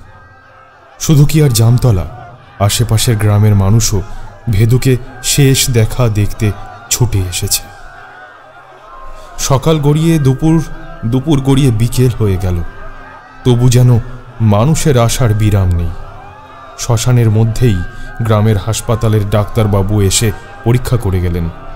পরীক্ষা করে কোনো লাভ নেই, তবু আইন তো মানতে হবে। সব আইনের কাজ মিটে যাওয়ার পর গাঁয়ের লোকেরাই ভেদুকে সাজিয়ে দিল। ফুলে ফুলে ভেদুর সেই রক্তাক্ত শরীরটা ঢেকে গেল। শতবার বারণ করার পরেও মিত্তিরবাবু সোজা হাসপাতাল থেকে ফিরে শ্মশানে চলে এলেন। আমি একবার কিছু বলতে যেতেই আমাকে থামিয়ে দিয়ে বললেন, কি বলছেন কি বিডিও স্যার? এরপর আর কোনোদিন ভেদুর সাথে দেখা হবে না। ভেদু আর কোনোদিন কোনো ভূত প্রেত দত্তি দানবকে হারাতে আসবে না। এই তো তাকে শেষ দেখা, আর আমি থাকবো না, তাই কখনো হয়? সূর্য যখন প্রায় অস্ত যাচ্ছে তখনও লোক আসছে শ্মশানে ভেদুকে দেখতে। মিত্তিরবাবু পশ্চিম দিকে হেলে পড়া সূর্যকে দেখে বললেন, নাও, আর দেরি করা ঠিক হবে না। ভেদুকে এবার আমাদের বিদায় দিতে হবে। সূর্যাস্তের পরে চিতায় তুললে আর স্বর্গলাভ হয় না। সূর্য থাকতে থাকতে ওকে বিদায় দাও। সারা গ্রাম যেন একসাথে কেঁদে উঠল। সকলেরই বোধহয় আমার মতো বিশ্বাস ছিল একটা কিছু অলৌকিক কাণ্ড হবে, ভেদু ঠিক উঠে দাঁড়াবে। ভেদুকে নিয়ে যখন চিতায় তোলা হলো তখন হঠাৎ সেই শ্মশানের মাটি কেঁপে উঠল এক ভয়ঙ্কর চিৎকারে। প্রায় 100 জন অঘরি সন্ন্যাসী হাজির হয়েছে। তারা প্রায় একসাথে চিৎকার করে উঠল,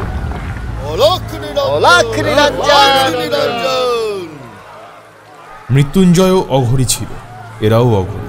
তাই বোধহয় কিছুটা ভয় পেয়েই আমরা সরে এলাম। এরা আবার ওই মৃত্যুঞ্জয়ের হয়ে কোনো কাজ করতে আসেনি তো? এদের মধ্যে যে প্রধান, সে এবার এগিয়ে এলো। আমরা জানি মৃত্যুঞ্জয়ের জন্য এই গুণিন মারা গেছে, নিজেকে শেষ করে দিতে বাধ্য হয়েছে। কিন্তু আপনারা কি আমাদের একটা সুযোগ দেবেন? হ্যাঁ, জানি অনেকটা দেরি হয়ে গেছে, তবু আমরা একবার শেষ চেষ্টা করতে চাই। যারা আত্মহত্যা করে তাদের আত্মা সহজে শরীর ছেড়ে যেতে চায় না। অনেকক্ষণ ধরে নিজের শরীরের চারপাশেই ঘোরাঘুরি করতে থাকে। আর এখানে তো এই এত মানুষ ওর জন্য এখানে এসেছে, ওর জন্য কান্নাকাটি করছে। এই অবস্থায় আত্মা এত সহজে কোথাও যেতে পারে না। তাই আমার দৃঢ় বিশ্বাস ভেদুর আত্মা এখানেই কোথাও আছে। তাই আমাদের যদি আপনারা একটা সুযোগ দেন, তবে আমরা একবার শেষ চেষ্টা করতে পারি। আমরা ঠিক কি করব বুঝতে পারছিলাম না। ডাক্তার অনেক আগে ভেদুকে মৃত ঘোষণা করে দিয়েছে। তারপরেও অনেকটা সময় চলে গেছে। এরপরেও কি কারো প্রাণ ফিরে আসতে পারে? শুধু শুধু দেরি করলে হয়তো এরপর দেহের পচন শুরু হবে। কিন্তু এক কথায় ব্যাপারটা নাকচো করে দিতে পারছি না। ভেদুর সাথে থেকে থেকে এটুকু অন্তত বুঝতে পেরেছি, এসব প্রত্যন্ত গ্রামে এখনো মন্দিরে দেবতা আর শ্মশানের পাশের শেওড়া গাছে ভূত দিব্যি থাকে। এখনো এখানে নানা অলৌকিক কাজ কারবার হয়। আর সত্যিই যদি ভেদুকে ফিরিয়ে আনা সম্ভব হয়, তার চেয়ে তো ভালো কিছু হতে পারে না। মৃত্যুঞ্জয় তো নবকুমারের জীবন ফিরিয়ে দিয়েছিল, হয়তো ভেদুও একইভাবে ফিরে আসবে আমাদের মধ্যে। আমি মিত্তিরবাবুর দিকে তাকালাম। মিত্তিরবাবু ঢোক গিলে বললেন, একবার দেখা যেতেই পারে, কি আর হবে। যদি ভেদু আর একবারের জন্য অন্তত ফিরে আসে। তবে বিডিও স্যার, ওদের বলে দিন ভালো করে, ভেদু যেন আমাদেরই থাকে। ওর আত্মাকে বশ করার কোনো চেষ্টা যেন ওরা না করে। সেই অঘরী আকাশের দিকে ত্রিশূল উঁচিয়ে আবার ভয়ঙ্কর সুরে বলে উঠল, অলখ নিরঞ্জন। সঙ্গে সঙ্গে তার সহযোগীরাও চিৎকার করে উঠল, অলখ নিরঞ্জন, অলখ নিরঞ্জন। সেই প্রধান অঘরী বললেন, আমাদের মতোই এক অঘরী এই সর্বনাশটা করেছে। সারা গ্রামকে 2-3 দিন ধরে একেবারে উত্তক্ত করে রেখেছিল, আর তার জন্যেই ভেদু নিজের প্রাণ দিতে বাধ্য হয়েছে। তাই সত্যি কথা বলতে আমরা নিজেরা খুবই লজ্জিত হয়ে আছি। মৃত্যুঞ্জয় আমাদের এই সমগ্র অঘোর সমাজকে সকলের কাছে নিন্দার পাত্র করে তুলেছে। তাই আমরা নিজেরাই এসেছি একবার চেষ্টা করতে, যদি আমাদের সমস্ত শিক্ষা, সাধনা, তপস্যার বিনিময়ে ভেদুর জীবনটা ফিরিয়ে দিতে পারি। যদি আমরা ভেদুর জীবন ফিরিয়ে দিই, তবে সমাজের সকলে জানবে যে অঘরীরা শুধু জীবন নিতে জানে না, দিতেও জানে। অঘরীদের মধ্যে শুধু মৃত্যুঞ্জয় নয়, রুদ্রপ্রিয়ও আছে। মিত্তিরবাবু আমার দিকে তাকিয়ে বললেন, বিডিও স্যার, এরা যা করতে চাইছে একবার করতে দিন। আমাদের সকলের প্রার্থনা হয়তো এদের মধ্যে দিয়ে সফল হলেও হতে পারে। আমরা কেউই আর বাধা দিলাম না। ভেদুর শরীরটা নামানো হলো চিতা থেকে, সেই শ্মশানের মাটিতেই রাখা হলো তাকে। এসব অঘরীদের দেখে ভয়ে গ্রামের অনেকে পালিয়ে গিয়েছিল। এখন ভেদুর জীবন আবার ফিরে আসবে শুনে আবার একটু একটু করে লোকের ভিড় বাড়তে লাগলো। রুদ্রপ্রিয় সেই ভিড়ের দিকে তাকিয়ে বললেন, এত লোকের সমাগম হলে তো আমাদের কাজের একটু অসুবিধে হবে।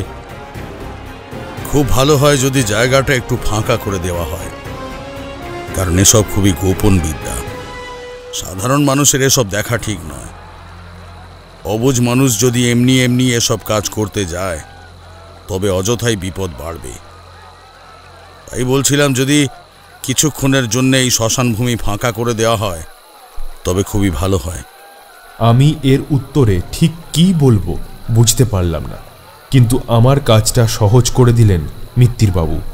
অসম্ভব গম্ভীর গলায় তিনি বললেন, হ্যাঁ জানি, এসব কাজ খুব গোপনে করা উচিত।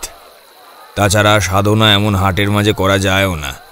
তবে আমাদের কিছু করার নেই সাধু বাবা, আপনাকে যা করার এর মধ্যেই করতে হবে।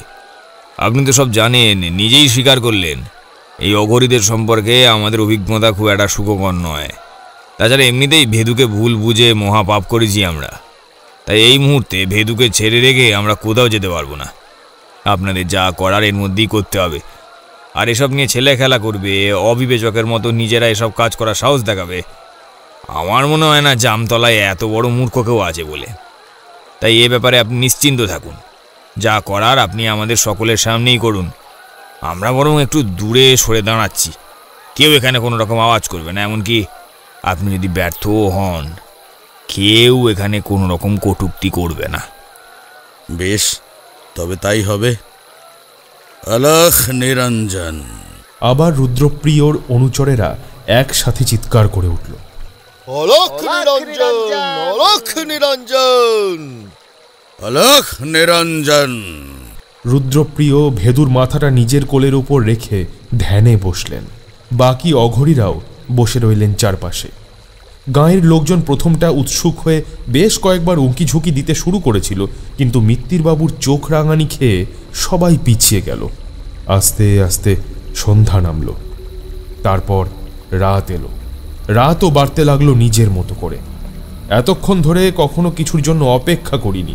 মনে হচ্ছে পৃথিবী যেন তার নিজের কক্ষপথে ঘোড়া থামিয়ে দিয়েছে।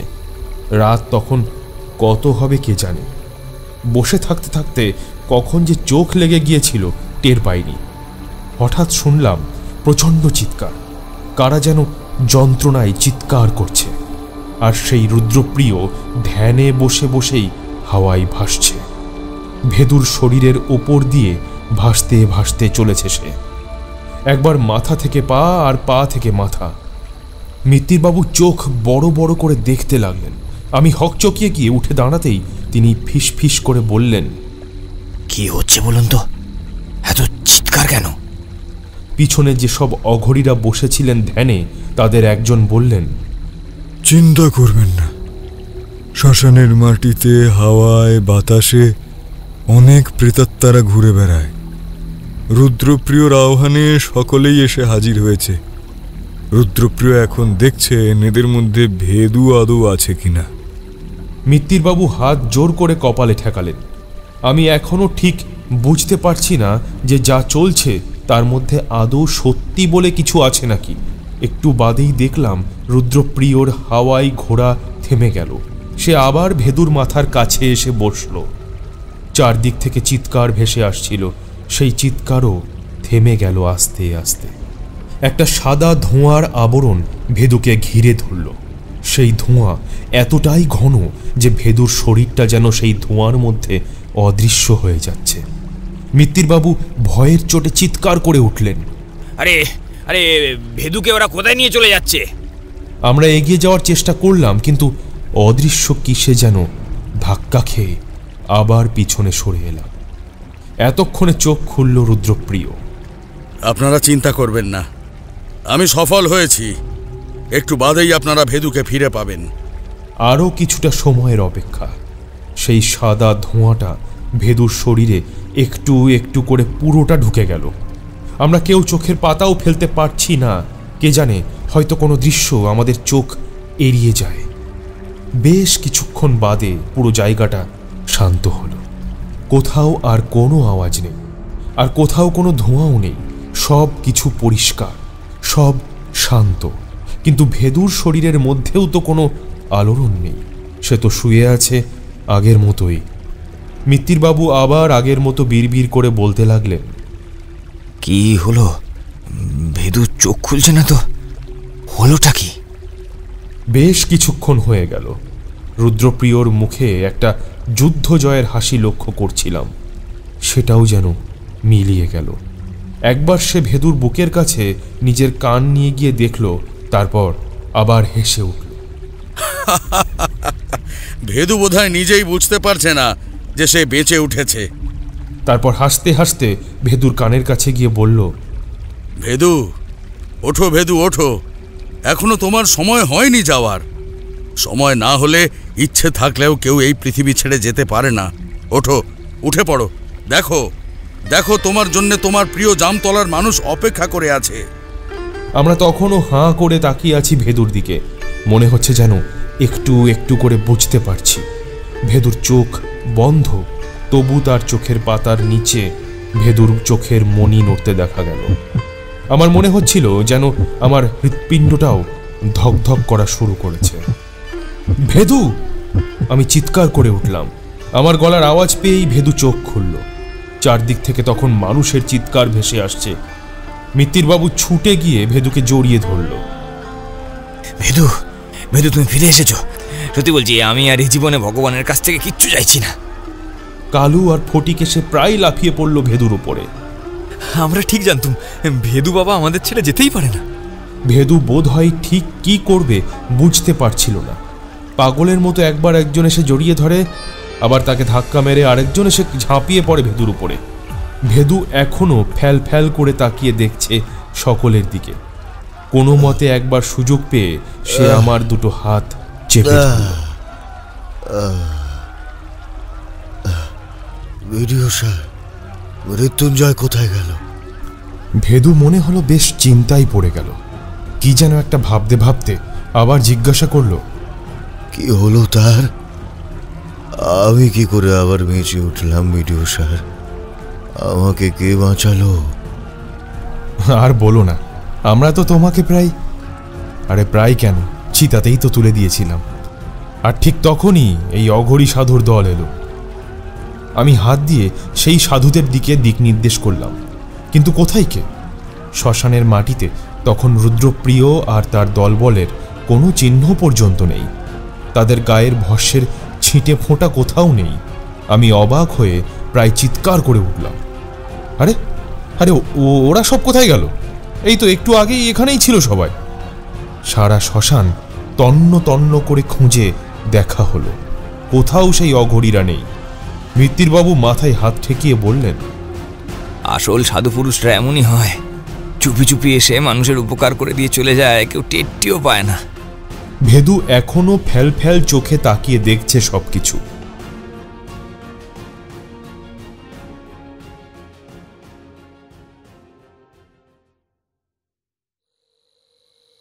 ভেদু বাবা গেল কোথায়? বিছানা তো ফাঁকা। জামতলায় ভেদুর একখানা পুরনো বাড়ি ছিল। বাড়ি না বলে সেটাকে একটা মাথা গোঁজার ঠাঁই বলা যেতে পারে। শুধু 4টে বাঁশের মাথায় একটা ছাউনি। আমি এখানে আসার পর প্রায় নিজের উদ্যোগেই বাড়িটার মেরামত করে একটু থাকার উপযুক্ত করে দিয়েছিলাম। কিন্তু ভেদু তো এক জায়গায় থাকার লোক নয়, তাই একা একা পড়ে থাকায় বাড়িটা খুব একটা ভালো অবস্থায় কখনোই থাকতো না। তবু যখন সে সুস্থ ছিল, ওর মধ্যেই সাপ ইঁদুরের সাথে বন্ধুত্ব করে দিব্যি থেকে যেত। কিন্তু এখন তো পরিস্থিতি অন্যরকম। একেবারে মৃত্যুর মুখ থেকে ফিরে এসেছে ভেদু, তাই তাকে তো একটু দেখে শুনে রাখতে হবে।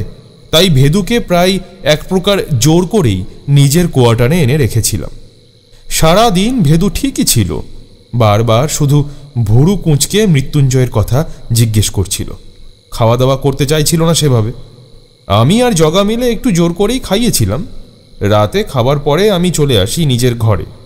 প্রতি রাতে যেমন গল্পের বই পড়ার অভ্যাস আমার, সেরকমই পড়ছিলাম। হঠাৎ জগা এসে বলল, ভেদু নাকি ওর ঘরে নেই। কি মুশকিল, নেই মানেটা কি? কোথায় গেল? হয়তো বাথরুমে গেছে। কোথায় আর যাবে এত রাতে? তাছাড়া ওর তো শরীরটাও ভালো না। আমি সব জায়গা দেখে রেখেছি, কোথাও নেই। বাড়ির সদর দরজা বন্ধ। ভেদু বাবা মনে হয় জানলা দিয়ে পালিয়েছে। পালাতে যাবে কেন? আমি কি ওকে আটকে রেখেছি নাকি? কি জানে বাবা, আমি তো বাপের জন্মে দেখিনি মরা মানুষের আম ফুট করে জ্যান্ত হয়ে যায়। হয়তো অঘরীরা বলেছিল শ্মশানে নাকি অনেক মৃত মানুষের আত্মা ঘুরে বেড়াচ্ছে। একটা আস্ত শরীর পেলেই সেখানে এসে ঢুকতে যায়। দেখুন কে যান, কার না কার আত্মা এসে ঢুকে গেছে ভেদু বাবার শরীরে। আমি একটা দীর্ঘশ্বাস ছাড়লাম। খুব একটা ভুল বলেনি জগা। আমি নিজেও তো কয়েক বছর আগে এসব কিছুই মানতাম না। আর যদি ভেদুর জায়গায় অন্য কারোর সাথে এমন কিছু হতো, তাহলে আমিও হয়তো ব্যাপারটাকে গাঁজাখুরি বলে নিজের কোয়ার্টার ছেড়ে নড়তাম না। কিন্তু যেটাই ঘটুক না কেন, ভেদু যে ফিরে এসেছে সেটা তো সত্যি। আর জগা যেটা বলছে সেটা সত্যি হয় কি করে? ভেদু তো বেশ ভেদুর মতো করেই কথা বলছে, বারবার মৃত্যুঞ্জয়ের কথা জিজ্ঞেস করছে। অন্য কেউ হলে এমন করে তো উতলা হতো না। আর চলো তো গিয়ে দেখি। নিচে নামতে নামতে অনেক কিছু মনের মধ্যে বকর বকর করতে করতে নামছিলাম, কিন্তু এসে দেখলাম ভেদু তার খাটেই শুয়ে আছে। একেবারে অঘরে ঘুমিয়ে আছে সে। শুধু চোখ দিয়ে যতটা রাগ প্রকাশ করা যায় ততটা রেগে বললাম, তাই তো, খাটে ওটা কে শুয়ে আছে?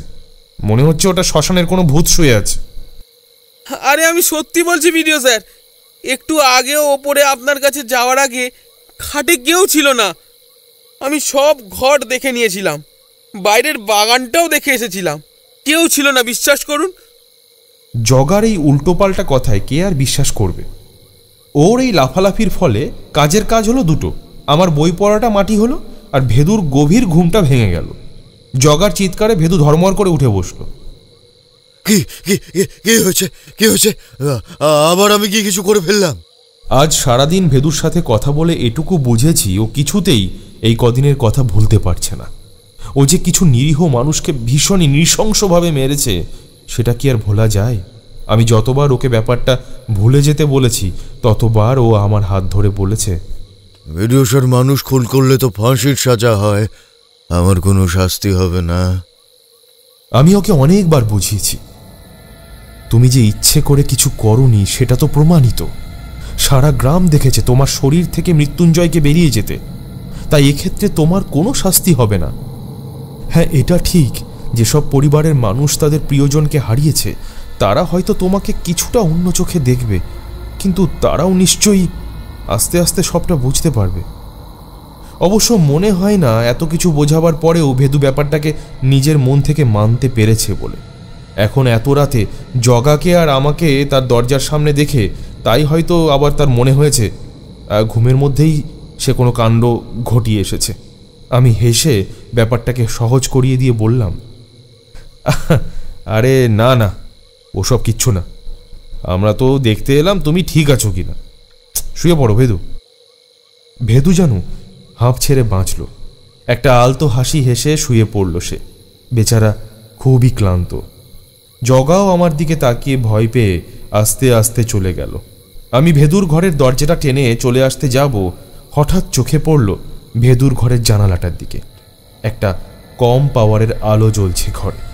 সেই অল্প আলোতেই চোখে পড়ল জানলার ধারের কাঠে যেন কি একটা লেগে আছে। একটা সন্দেহ তো হচ্ছে মনে মনে, কিন্তু একবার সামনে থেকে না দেখলে ঠিক বিশ্বাস করতে পারবো না। ভেদু আবার অঘরে ঘুমিয়ে পড়েছে। সে যে কতটা ক্লান্ত এর থেকেই বোঝা যায়। এইটুকু সময়ের মধ্যেই ঘুমিয়ে পড়েছে। আমি আস্তে আস্তে জানালার কাছে গেলাম। না, আমার চোখ একটুও ভুল করেনি। জানালার নিচের কাঠে রক্তের দাগ একেবারে সদ্য সদ্য লেগেছে দেখেই বোঝা যাচ্ছে। শুধু জানালার নয়, রক্তের দাগটা জানলা থেকে সোজা ভেদুর খাট অবধি গেছে। একবার আলতো করে সরিয়ে দেখলাম। যা ভেবেছি ঠিক তাই। ভেদুর পায়ের তলায় রক্তের দাগ স্পষ্ট। কি যে করব বুঝতে পারছি না। ভেদুকে একথা বললে নির্ঘাত ভেঙে পড়বে। গ্রামের মানুষ আবার নতুন করে ভেদুকে বিশ্বাস করছে। এখন যদি তাদের কানে কথাটা পৌঁছই তবে আর রক্ষে নেই। আবার হয়তো ভেদুকে ধরে মারধর করবে। না, ভেদুকে কিছু বলা যাবে না। আগে আমাকেই পুরো ব্যাপারটা দেখতে হবে নিজের চোখে। ঘরের বাইরে এসে একবার জগার ঘরের দিকে উকি দিয়ে দেখলাম। সে এখন নাক ডেকে ঘুমোচ্ছে। জগা একবার ঘুমোলে আর সকালের আগে ওর কোনো সাড়া শব্দ পাওয়া যাবে না। তাই আমি নিশ্চিন্ত মনে নেতা বালতি নিয়ে আগে ঘর আর জানালার ধারটা পরিষ্কার করলাম। তারপর আস্তে করে ভেদুর পায়ের তলাটা। ভয় ছিল ভেদু ঘুম না ভেঙে জেগে ওঠে, কিন্তু না, ভেদুও আর জগার মতোই অঘরে ঘুমোচ্ছে। সব কাজ শেষ করে যখন নিজের বিছানায় এলাম তখন রাত বেশ গভীর হয়ে গেছে। আমার কোয়ার্টারের সামনে একটা কালো কুকুর ঘুরে বেড়ায়। এমনিতে নেহাতি শান্ত, কিন্তু আজ যে কি হয়েছে ভগবান জানে। সমানে আমার গেটের সামনে দাঁড়িয়ে চিৎকার করে ডাকছে। মাঝে মাঝে কান্নার সুর বের হচ্ছে সেই গলা দিয়ে। এতক্ষণ ধরে ভেদুর এই গোপন কাজের গোপনীয়তা রক্ষা করতে গিয়ে মাথা ধরে গেছে। কয়েকদিন হলো কুকুরটা একটা নতুন প্রেমিক জুটিয়েছে কোথা থেকে। দুজনে সারাক্ষণ গা ঘেঁষাঘেঁষি করে ঘুরে বেড়ায়। মনে হচ্ছে আজ বোধহয় ওর প্রেমিক কোথাও হারিয়ে গেছে, নয়তো নতুন সঙ্গিনী জুটিয়েছে। আমি আর তখন ওই কুকুরের কান্না নিয়ে মাথা না ঘামিয়ে নিশ্চিন্তে বিছানায় গা এলিয়ে শুয়ে পড়লাম। আজ আমার মধ্যেও বোধহয় জগা ভর করেছে। শোয়ার পরে ঠিক বলতে পারবো না কখন ঘুমিয়েছি। বোধহয় সঙ্গে সঙ্গেই ঘুমিয়ে পড়েছি। ঘুম ভাঙল জগার চিৎকারে। তখন সবে ভোর হয়েছে। গায়ের মানুষজন এই ভোরে উঠে স্নান পর্যন্ত সেরে নেয়।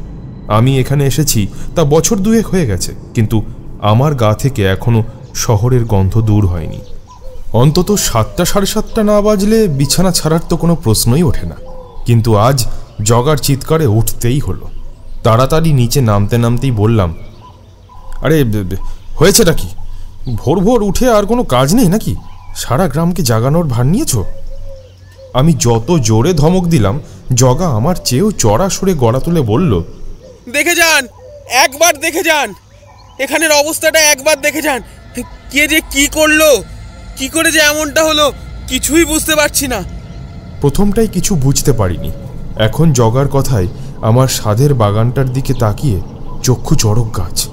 অনেক স্বাদ করে বেশ কিছু জিনিয়া আর গন্ধরাজ ফুল লাগিয়েছিলাম। কে যেন সেগুলোকে টব থেকে তুলে কুটি কুটি করে ছিঁড়েছে। 2টো টবই ভাঙা। তার চেয়েও বড় কথা, কালো কুকুরটার সেই প্রেমিককে কে যেন ফালা ফালা করে চিড়ে রেখে গেছে। ওদিকে কুকুরটা গেটের ফাঁক দিয়ে গলা ঢুকিয়ে ফোঁপিয়ে চলেছে। এতক্ষণ ধরে এই এক দৃশ্য দেখার পর থেকে আর বোধহয় কাঁদবারও শক্তি নেই। কাল ঘরের ভেতরে রক্তের দাগ পরিষ্কার করেছি, কিন্তু খেয়াল হয়নি একবার বাগানটা দেখার কথা। জগা তখনও চেঁচিয়ে চলেছে, এ এমন কাণ্ড কে করলো বলো দেখিনি। জগার এই ভয়ানক চিৎকারেই বোধহয় ঘুম ভেঙে গিয়েছিল ভেদুর। সে আবার আগের মতোই কেমন যেন বিধ্বস্তের মতো এসে দাঁড়ালো। রক্তাক্ত কুকুরটার দিকে তার চোখ গিয়েছিল কিনা কে জানে। আমার দিকে ফ্যাল ফ্যাল করে তাকিয়ে সে বলল, আমি কি কিছু করেছি বিডিও স্যার? আমি ওর মুখের দিকে তাকিয়ে সত্যি কথাটা বলতে পারলাম না, যদিও জানি এই সমস্যা থেকে উদ্ধারের রাস্তা একমাত্র ভেদুই খুঁজে দিতে পারে। কিন্তু এই মুহূর্তে ভেদুকে এটা বলা বোধহয় ঠিক হবে না। আমার কিছু বলার আগেই জগা চেঁচাতে চেঁচাতে বলল, তুমি থাকতে সব কি কাণ্ড হচ্ছে বলো দেখিনি। ওই কালো কুকুরটাকে দেখেছো একবার? গেটটা একবার খুললে আর দেখতে হবে না, আছড়ে কামড়ে একেবারে ছিঁড়ে নেবে সবাইকে।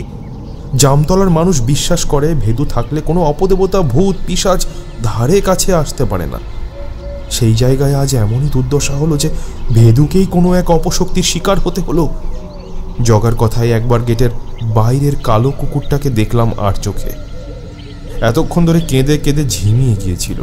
ভেদুকে দেখে আবার কেমন যেন সোজা হয়ে দাঁড়িয়েছে। কে জানে ভেদুকে চিনতে পারলো কিনা। এক্ষুনি ব্যাপারটাকে অন্যদিকে ঘোরাতে হবে। যতক্ষণ না আমি নিজের চোখে ভেদুকে এমন কিছু করতে দেখছি, ততক্ষণ ভেদুকে এ বিষয়ে কিচ্ছু বলা যাবে না। আমি জগাকে বললাম, আর এই তোমাদের এক স্বভাব হয়েছে, এবার না লোকে তোমাদের গেঁয়ো ভূত বলবে।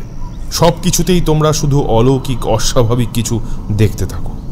আরে এমন তো হতে পারে জঙ্গলের দিক থেকে দু একটা শেয়াল এসেছিল কাল, শেয়াল কুকুরে মারপিট হয়েছে, কুকুরটা হেরে গেছে, তাই ওকে মেরে এখানে ওকে নিয়ে বেড়া টপকে এসে পড়েছে, তারপর খেয়ে সাবার করেছে। এটা ভাবতে কি খুব কষ্ট হচ্ছে? কই শেয়ালের ডাক তো শুনতে পেলাম না কালকে। হ্যাঁ, তাহলেই হয়েছে। একবার ঘুমিয়ে পড়লে তোমার কানে আমার গলার আওয়াজ পৌঁছই না, তো আবার শেয়ালের ডাক। জগা মাথা নিচু করে জায়গাটা পরিষ্কার করতে শুরু করলো। মনে হলো আমার কথাগুলো মেনে নিয়েছে, তবে কালো কুকুরটা এখনো কাল রাতের বিভীষিকা মেনে নিতে পারেনি। এখনো বেড়ার ফাঁকে নাক ঢুকিয়ে একভাবে বসে আছে। সত্যি আজ একে ডিঙিয়ে কি করে যে অফিসে যাব সেটাই বুঝতে পারছি না। আস্তে আস্তে ভেদুর দিকে তাকালাম। সে এখনো চুপ করে চেয়ে আছে ওই কুকুর ছানাগুলোর নিথর দেহের দিকে। আমি গিয়ে ভেদুর কাঁধে হাত রাখলাম। পরিস্থিতি খানিকটা স্বাভাবিক করার জন্য বললাম, চলো ভেদু, ভেতরে গিয়ে বসি। আজ তো জগার মাথা গরম আছে, আর সকাল সকাল এমন দৃশ্য দেখে কার না মাথা গরম হয়। তা চলো আজ আমি বরং তোমাকে চা খাওয়াই। ভেদু আমার হাত সরিয়ে একেবারে সোজা আমার চোখের দিকে তাকিয়ে বলল, আমি কি সত্যি কিছু করিনি? কি মুশকিল, বারবার এরকম প্রশ্ন করলে আমি আর কি বলতে পারি। আমি কিছু না বলে চুপ করে রইলাম। ভেদু একটা গভীর নিঃশ্বাস ছেড়ে বলল, আমি একটু বের হচ্ছি বিডিও স্যার। কোথায় যাচ্ছ? তোমার শরীর তো এখনো পুরোপুরি সুস্থ হয়নি, তাছাড়া একটু চা জল খাবার খেয়ে না হয়। আমাকে মাঝপথে থামিয়েই ভেদু বলল, না বিডিও স্যার, কি হয়েছিল আর কি হচ্ছে আমাকে একবার পুরো ব্যাপারটা দেখতে হবে।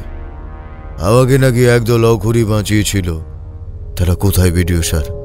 তাদের সাথে একবার কথা বলা আমার খুব প্রয়োজন স্যার। তাদের তো আমিও খুঁজেছিলাম, কিন্তু কোথাও কোনো হদিশ পেলাম না।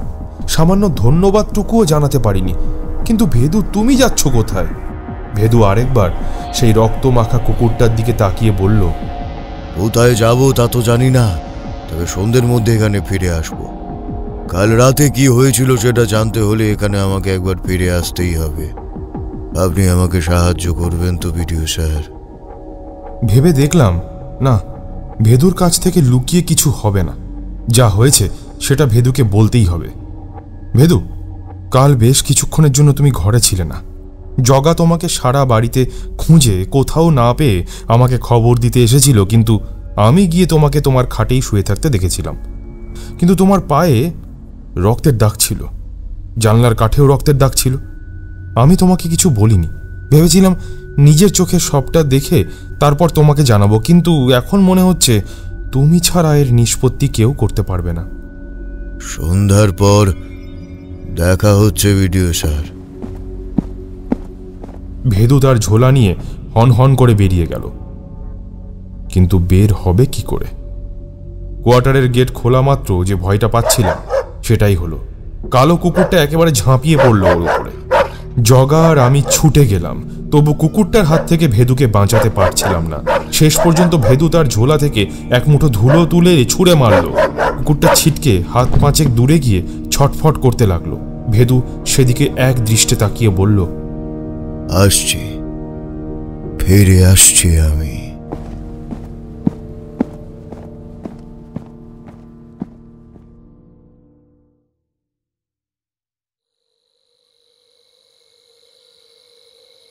সারা সকালটা ভেদু গ্রামের চারদিক, শ্মশানের চারদিক, এমনকি আশেপাশের গ্রামেও চক্কর কেটে এলো, কিন্তু কোনো অঘরীর দলের খোঁজ পেল না। সেদিন তারা নাকি হঠাৎ করেই এসেছিল, আবার হঠাৎ করেই চলে গেছে। কিন্তু কত দূর যাবে তারা? জঙ্গলের মধ্যে, ওদিকে জঙ্গল পার হয়ে যে টিলা আছে, সব জায়গায় ঘুরে এলো ভেদু, কিন্তু কাউকে দেখতে পেল না। শেষ পর্যন্ত আবার সে ফিরে এলো জামতলা শ্মশানে। কে জানে কেন তার মন বলছে সব রহস্য লুকিয়ে আছে এই শ্মশানেই। সেই যে আগাছার পিছনে লুকিয়ে থাকা সুড়ঙ্গের মুখটা বিডিও স্যার বন্ধ করে দিয়েছিল, সেটা এখনো তেমনই বন্ধ আছে। ভেদু একবার সেই পাথরের গায়ে হাত রাখলো। কেন জানি না মনে হচ্ছে এই পাথর রোজ খোলা হয়। এখনো এই পাথরের আড়ালেই চলছে কোনো এক অলৌকিক কাণ্ড। ভেদু আস্তে করে গুহার পাথরটা সরিয়ে দিল। আবার সেই অন্ধকার গুহা, চারদিকে বিশ্রী কাঁচা মাংসের গন্ধ। ভেদু আস্তে আস্তে এগিয়ে গেল। এ রাস্তায় সে আগে এসেছে, তাই অসুবিধা হলো না। একটু বাদেই সুড়ঙ্গের রাস্তা ঢালু হয়ে নিচে নেমে গেছে। সামনেই সেই বিশাল ঘরটা। কাদের যেন কথা শোনা যাচ্ছে সেই ঘর থেকে। কথা নয়, উল্লাস। একজনের গলা খুব চেনা ভেদুর। ভেদু কোনো মতে নিজেকে অন্ধকারের মধ্যে লুকিয়ে রাখল। ভেতরে কি কথা হচ্ছে শোনাটা খুব জরুরি। বড় ঘরটার মধ্যে তখন যেন আসর বসেছে। প্রায় 100 জন অঘরী। মাটির নিচের এই গুহা কেঁপে উঠছে তাদের চিৎকারে। সকলের হাতে এক একটা মাথার খুলি কি একটা তরল গলায় ঢালছে আর উৎসাহে চিৎকার করে উঠছে। আর একেবারে মাঝখানে দেখা যাচ্ছে কেউ নেই, শুধু হাওয়ার মধ্যে ভাসছে একটা মাথার খুলি।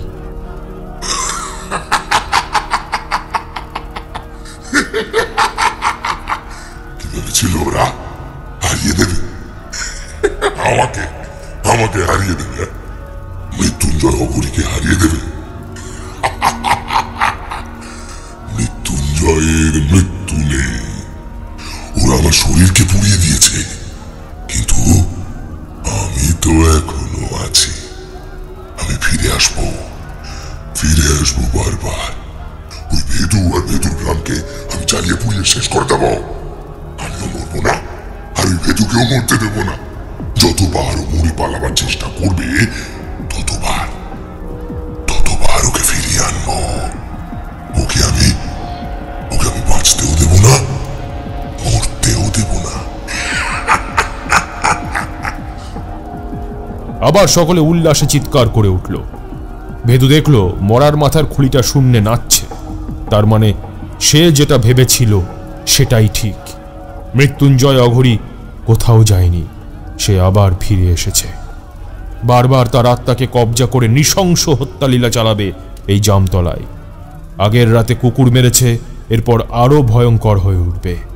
ভেদু নিঃশব্দে ফিরে আসতে চাইল, কিন্তু পিছন ফিরতেই দেখে সামনে একটা মরার মাথার খুলি। মৃত্যুঞ্জয়ের হাতের খুলিখানা কখন যে অঘরীদের মাঝখান থেকে তার পিছনে চলে এসেছে বুঝতে পারেনি সে।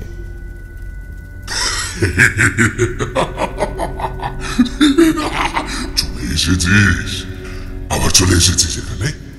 সবকিছু নিজের চোখে দেখেছিস তো, কিন্তু কাকে বলবি? কেউ তো বিশ্বাস করবে না রে। তারা সবাই জানে যে মৃত্যুঞ্জয় মরে গেছে, আর অঘরীরা ভেদুকে বাঁচিয়েছিল। আমি তো যখন তখন যার ইচ্ছে শরীরে ঢুকে যাব, যাকে ইচ্ছে বশ করবো। যেমন যেমন এই অঘরিতের সর্দার রুদ্রপ্রিয়র শরীরে আশ্রয় নিয়ে তোকে বাঁচালাম। আমি তো তোকে বলেছিলাম ভেদু, তোকে আমি মরতে দেব না। রাগে ভেদুর দু চোখে যেন আগুন জ্বলছে। আমি খুব ভুল করেছিলাম মৃত্যুঞ্জয়, তোমাকে আগের বার ছেড়ে দিয়ে আমি খুব ভুল করেছিলাম। এবার সে ভুল আর হবে না। তুমি এত নীচ সেটা বুঝেও যে কেন আমি বুঝতে চাই না। ভুলটা আমারই, তবে কথা দিচ্ছি এরপর আর কোনো ভুল হবে না। মৃত্যুঞ্জয়কে দেখা যাচ্ছে না, তবে তার হাসির আওয়াজ শোনা যাচ্ছে। সামনে ভাসতে থাকা ছাদ ফাটা মরার খুলিটা হাওয়ায় দুলছে।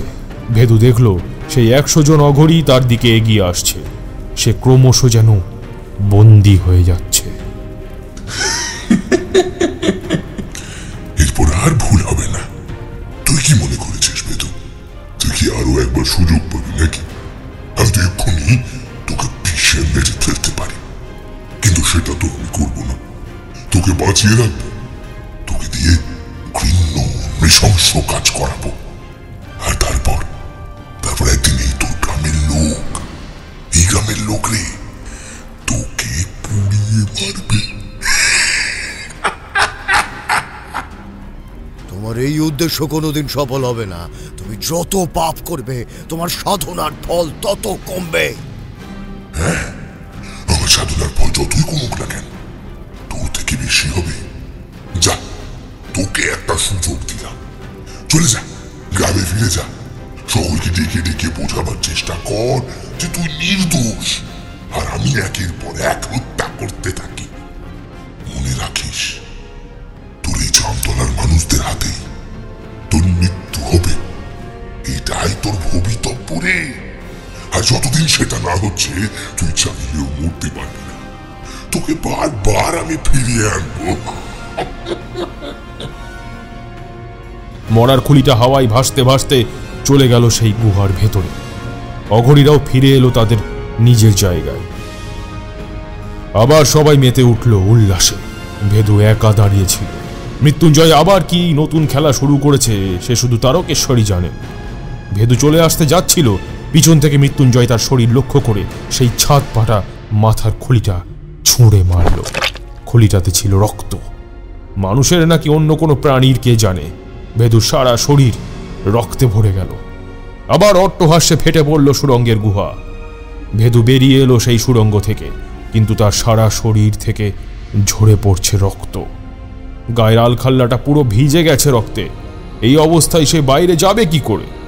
কদিন আগেই সে গ্রামে তাণ্ডব করে বেরিয়েছে। লোকে কি আর এত সহজে ভুলে যাবে? ভেদু গায়ের আলখাল্লাটা ছুঁড়ে ফেলে দিল শ্মশানের এক কোনায়। মাথার জট পাকানো চুলে এখনো লেগে আছে রক্ত। সারা শরীর দিয়ে দুর্গন্ধ বের হচ্ছে। তবু সেই অবস্থাতেও ছুটে চলে এলো বিডিও স্যারের ঘরে। এটাই এখন তার কাছে একমাত্র নিরাপদ জায়গা। কি হলো ভেদু? এ কি অবস্থা হয়েছে তোমার? কোনো খবর পেলে? পেয়েছে বিডিও স্যার। মৃত্যুঞ্জয়ই আমাকে বাঁচিয়েছে। ও এখনো আমাকে ছাড়েনি বিডিও স্যার। এভাবে চুপ করে বসে থাকলে তো চলবে না। আজ একটা কিছু করেই ছাড়বো।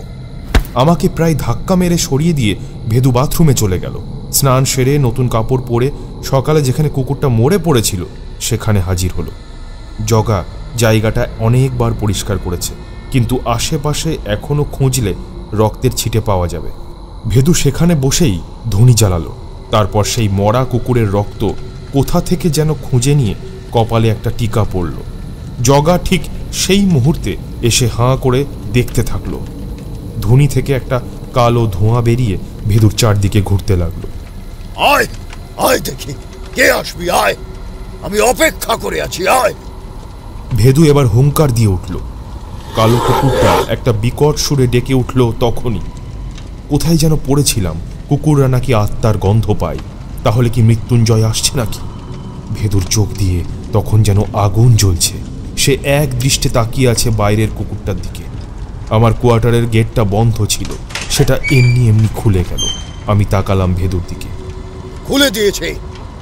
নাসুক, যে আসার আসুক, একবার দেখতে চাই তাকে। আমিও তখন উদ্গ্রীব হয়ে দেখার চেষ্টা করছি কে আসে দরজা দিয়ে। কুকুরটা তখন অসম্ভব ঘেউ ঘেউ করছে। হঠাৎ মিত্তিরবাবু ছুটতে ছুটতে এলেন। পেছন পেছন ফটিক আসছে খোঁড়াতে খোঁড়াতে। ধুতির ওপর দিয়েই বোঝা যাচ্ছে পা কেটে রক্ত পড়ছে ফটিকের। মিত্তিরবাবু রাগে চিৎকার করে বললেন, ভেদু কোথায়? কোথায় ভেদু? এতদিন কিছু বলিনি, এবার বলছি, ভেদুকে এই গাঁ থেকে এবার তাড়িয়ে দিতে হবে। ভেদু এখন আমাদের জন্য বিপজ্জনক হয়ে গেছে। ওর ভেতরে পিশাচ জেগে উঠেছে। ভেদু আর আমাদের সেই ভেদু নেই। আমি অবাক হয়ে গেলাম। ভেদুও দেখলাম অবাক হয়ে তাকিয়ে আছে মিত্তির মশাইয়ের দিকে। মিত্তির মশাই আমার দিকে তাকিয়ে বললেন, আপনি আর একটা কথা বলবেন না ভিডিও স্যার। আমি কিন্তু কারোর কোনো কথা শুনবো না। আমি নিজে গাঁয়ের লোকেদের জড়ো করে আনছি। এই ভণ্ড গুণিনকে আজ আমি গাঁ ছাড়া করে ছাড়বো। কথাটা বলেই মিত্তিরবাবু আবার যেমন হন্তদন্ত হয়ে এসেছিলেন তেমনই হন্তদন্ত হয়েই চলে গেলেন। বোধহয় সত্যি সত্যি গাঁয়ের লোকদের নিয়ে আসতে গেলেন। আমি ফটিককে জিজ্ঞাসা করলাম, কি হলো ফটিক, পায়ের এই অবস্থা হলো কি করে? কি আবার হবে, আলোর ধার দিয়ে আসছিলাম, তখন ওই সন্ধে সন্ধে হব হব করছে। ভেদু বাবা কোথা থেকে যেন ছুটে এসে আমার পা কামড়ে ধরে বলল, রক্ত দে আমাকে, রক্ত, খিদে পেয়েছে আমার। বিডিও স্যার, আমাদের ভেদু বাবা আর সেই ভেদু বাবা নেই গো, অন্যরকম হয়ে গেছে, পিশাচে ভর করেছে। ভেদুর দিকে তাকালাম। ভেদু কোনো কথা বলছে না, শুধু এক দৃষ্টে তাকিয়ে আছে। চোখের তারাটা সামান্য একটু কাঁপছে। আমি বললাম, মানেটা কি? ভেদু তো সন্ধে হওয়ার আগে থেকে এখানেই আছে। এসব তুমি কি বলছো ফটিক? ওটা ভেদু নয়, অন্য কেউ। আর কতবার অন্য কেউ করেছে বলে বলে আমাদেরকে ভুল বোঝাবেন ভিডিও স্যার? কয়েক মুহূর্তের মধ্যে মিত্তিরবাবু সারা গ্রামকে জড়ো করে হাজির হয়েছেন আমার কোয়ার্টারের সামনে। যে মিত্তিরবাবু বটতলা যেতে দিন পার করে দিতেন, কালু চায়ের দোকান থেকে নিজের বাড়ি ফিরতে বেলা গড়িয়ে বিকেল গড়িয়ে রাত করে দিতেন, না জানি আজ কোন শক্তিতে তিনি এই কয়েক মুহূর্তের মধ্যে সারা গ্রামকে একসাথে জড়ো করে চলে এলেন। ভেদু সেই একইভাবে বসে থাকতে থাকতে বলল, আমাকে আপনি গাঁ ছাড়া করবেন? আসুন, দোকানে দাঁড়িয়ে কেন, আসুন। হ্যাঁ, আসবই তো। একেবারে কান ধরে হির হির করে টানতে টানতে বের করে দেবো গাঁ থেকে। বেশ, আসুন। দাঁড়িয়েছেন কেন ওখানে? আসুন। সত্যিই একটা অদ্ভুত ব্যাপার লক্ষ্য করলাম। মিত্তিরবাবু কোয়ার্টারের গেটের কাছে দাঁড়িয়ে হম্বিতম্বি করে যাচ্ছে, কিন্তু কিছুতেই সামনে আসছে না। ভেদুকে ঘিরে কালো ধোঁয়াটা পাকিয়ে পাকিয়ে একখানা যেন বলয় তৈরি করেছে। মিত্তিরবাবু হাজার চেষ্টা করলেও সেই বলয়ের কাছে যেতে পারছেন না। বারবার বকবক করতে করতে বলয়ের কাছে আসছেন, আবার পিছিয়ে যাচ্ছেন। পিছনে গ্রামবাসীরা হাঁ করে দেখছে ব্যাপারটা। মিত্তিরবাবু তাদের দিকে তাকিয়ে চিৎকার করলেন, কি হলো? তোমরা হাঁ করে দেখছো কেন? দেখছো না ভেদুর চারিদিকে ধোঁয়া? ওর মধ্যে পিশাচ ভর করেছে। ভেদুকে তাড়াতে হবে গ্রাম থেকে। যাও, সবাই এখনই ঝাঁপিয়ে পড়ো। ওদের ডাকছেন কেন মিত্তিরবাবু? আপনি আসুন। আপনি একবার স্পর্শ করতে পারলে আমি নিজেই গ্রাম ছেড়ে চলে যাব। মিত্তিরবাবু যেন রাগে গজগজ করছেন। রাগে কাঁপতে কাঁপতে তিনি এবার ফটিককে তুলে দাঁড় করালেন। তুই বল ফটিক, এই ভেদু কি করেছে তোর সাথে একবার বল। এই ভেদু কেমন করে তোর পাটা কামড়ে ধরেছিল একবার বল। ফটিক কলের পুতুলের মতো মাথা নাড়তে নাড়তে বলল, হ্যাঁ, তো কোথা থেকে ভেদু বাবা যেন ছুটে এসে আমার পাটা কামড়ে ধরল। উফ, কি যন্ত্রণা! পাটা মনে হয় একেবারে কেটে বাদ দিতে হবে। দেখেছো তোমরা? শুনলে ফটিকের কথা? মিত্তিরবাবু এক নাগাড়ে চিৎকার করে চলেছেন, কিন্তু এখনো একবারের জন্য ভেদুর কাছে আসেননি। ভেদুর ঠোঁটের কোণে আলতো হাসির রেখা ফুটে উঠেছে। এই ভেদু গুণিন যে কতটা খারাপ সেটা তো এতক্ষণ ধরে অনেকবার বললেন মিত্তির মশাই। এবার আসুন, একবার আমার হাত ধরে টেনে বার করে দিন। মিত্তির মশাই একেবারে খ্যাপা ষাঁড়ের মতো ছুটে গেলেন ভেদুর দিকে। না, এই মিত্তির মশাইকে আমি চিনি না। মিত্তির মশাইকে ভেদুর ফ্যান ক্লাবের শুধু সদস্য না বলে একেবারে অ্যাডমিন বলা যেতে পারে। সেই মিত্তির মশাই যে ভেদুর ওপর এতটা রেগে যাবেন আমি কখনো কল্পনাও করতে পারিনি। মিত্তির মশাই ছুটে গেলেন ভেদুর দিকে, কিন্তু সেই কালো ধোঁয়াটার সাথে ধাক্কা খেয়ে ছিটকে সরে গেলেন। এতক্ষণে ভেদু উঠে দাঁড়ালো, আস্তে আস্তে এগিয়ে গেল মিত্তির মশাইয়ের দিকে। কয়েক মুহূর্ত মিত্তির মশাইয়ের দিকে তাকিয়ে বলল, তুমি নিজে বেরিয়ে আসবে মৃত্যুঞ্জয়, নাকি আমাকে সাহায্য করতে হবে? ভেদু একটু একটু করে এগিয়ে আসছে আর মিত্তির বাবু পিছনে সরছেন, চিৎকার করে বলছেন, এই তোমরা ধরো ভেদুকে, নইলে আমাকে মেরে ফেলবে। ওর বিরুদ্ধে কথা বললেই ও মেরে ফেলবে। গ্রামের মানুষ বোধহয় বুঝতে পারছে না কাকে বিশ্বাস করবে, মিত্তির মশাইকে নাকি ভেদুকে। ফটিকও তার ব্যথা যন্ত্রণা ভুলে হাঁ করে ভেদুর কাণ্ড কারখানা দেখছে। ভেদু মিত্তির মশাইয়ের চোখে চোখ রেখে এগোতে এগোতে একসময় হঠাৎই মিত্তির বাবুকে কোনো সুযোগ না দিয়ে ঝাঁপিয়ে পড়ল তার উপর। মিত্তির বাবু কিছু করার আগেই তাকে শূন্যে তুলে নিল, একেবারে নিজের মাথার উপরে। তারপর রাগে মাটিতে পা ঠুকতে ঠুকতে চিৎকার করে উঠল, কি বলেছিলে মৃত্যুঞ্জয়? আমাকে তুমি মরতে দেবে না। যতবার আমি মরবো ততবার তুমি আমাকে বাঁচিয়ে দেবে। তাহলে মনে রেখো মৃত্যুঞ্জয়, যতবার যে শরীরে তুমি ঢুকবে আর আমার বিরুদ্ধে চক্রান্ত করবে, সেই শরীরটাকেই আমি শেষ করে দেব। দেখি তুমি কোথায় আশ্রয় পাও। মিত্তির বাবু বিভৎসভাবে চিৎকার করে উঠলেন। দেখা গেল তার হাঁ করা মুখের মধ্যে একটা কালো ধোঁয়া বেরিয়ে এলো। ভেদু সঙ্গে সঙ্গে নামিয়ে আনলো মিত্তির বাবুকে। তিনি ফ্যাল ফ্যাল করে একবার ভেদু আর একবার আমার দিকে চেয়ে বলতে লাগলেন, কি হয়েছে? আমি এইখানে কি করে এলাম? যাক, নিশ্চিন্ত হলাম। আমার চেনা জানা মিত্তির বাবুকে আমরা ফিরে পেলাম। মিত্তির বাবুর হাঁ করা মুখ থেকে যে কালো ধোঁয়াটা বেরিয়েছিল সেটা এবার সোজা জগার দিকে ছুটে গেল। কিন্তু তার আগেই ভেদু তার ডান হাতটা সোজা করে দিয়ে বিড়বিড় করে মন্ত্র পড়তে লাগলো। কে জানে কি এক অদৃশ্য শক্তিতে কালো ধোঁয়াটা সেখানেই আটকে আছে। এতক্ষণে মৃত্যুঞ্জয়ের গলা শোনা গেল, এত বড় সাহস তোর, এত বড় সাহস তোর! তোকে আমি শেষ করে দেব ভেদু। তুই আমার শক্তির সাথে পারবি না। কিন্তু শুধু চিৎকারই সার। মৃত্যুঞ্জয় কিছুতেই ভেদুর হাত ছেড়ে এগোতে পারছে না, শুধু এক জায়গাতেই ভাসতে ভাসতে চিৎকার করছে। একসময় প্রচণ্ড চিৎকার করে মৃত্যুঞ্জয় বেরিয়ে এলো। ভেদু আর মৃত্যুঞ্জয় দুজনে যেন হাঁপাচ্ছে। মৃত্যুঞ্জয় কেমন যেন গড়গড় করতে করতে বলছে, ছাড়বো না, ছাড়বো না, ছাড়বো না, আমি তোকে ছাড়বো না, ছাড়বো না, ছাড়বো না, আমি তোকে ছাড়বো না, ছাড়বো না, ছাড়বো না, আমি তোকে ছাড়বো না। মৃত্যুঞ্জয় যেন সর্বশক্তি নিয়ে ঝাঁপিয়ে পড়ল ভেদুর ওপর। ভেদুকে ঘিরে যে কালো বলয়টা ছিল সেটা ছিন্ন ভিন্ন হয়ে গেল। মৃত্যুঞ্জয়ের কালো প্রেতাত্মা ধীরে ধীরে গ্রাস করছে ভেদুকে। ভেদুও প্রাণপণে আটকাচ্ছে সেই প্রেতাত্মাকে। একবার ধাক্কা দিয়ে সরিয়ে দিল। আগের থেকে আরও জোরে সে ছুটে আসছে ভেদুর দিকে। ভেদু ছুটে গেল সেখানে যেখানে সে ধুনি জ্বেলেছিল। জ্বলন্ত আগুনের মধ্যে হাত ঢুকিয়ে তুলে আনলো কিছুটা কালো হয়ে যাওয়া ছাই। এখনো সেখানে লাল আগুনের ছোঁয়া লেগে আছে। তারপর আবার বিড়বিড় করে মন্ত্র বলে ছুঁড়ে দিল মৃত্যুঞ্জয়ের দিকে।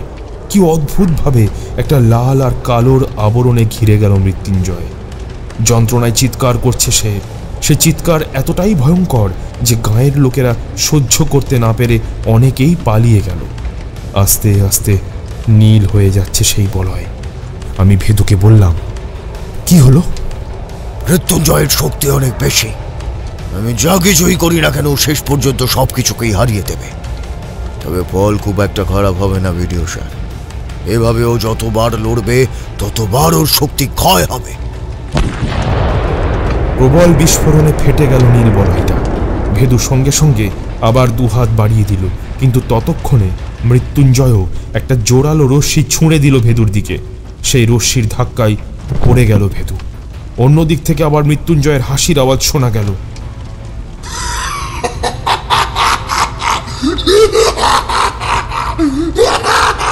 পারবি না, পারবি না, তুই মৃত্যুঞ্জয়কে হারাতে পারবি না।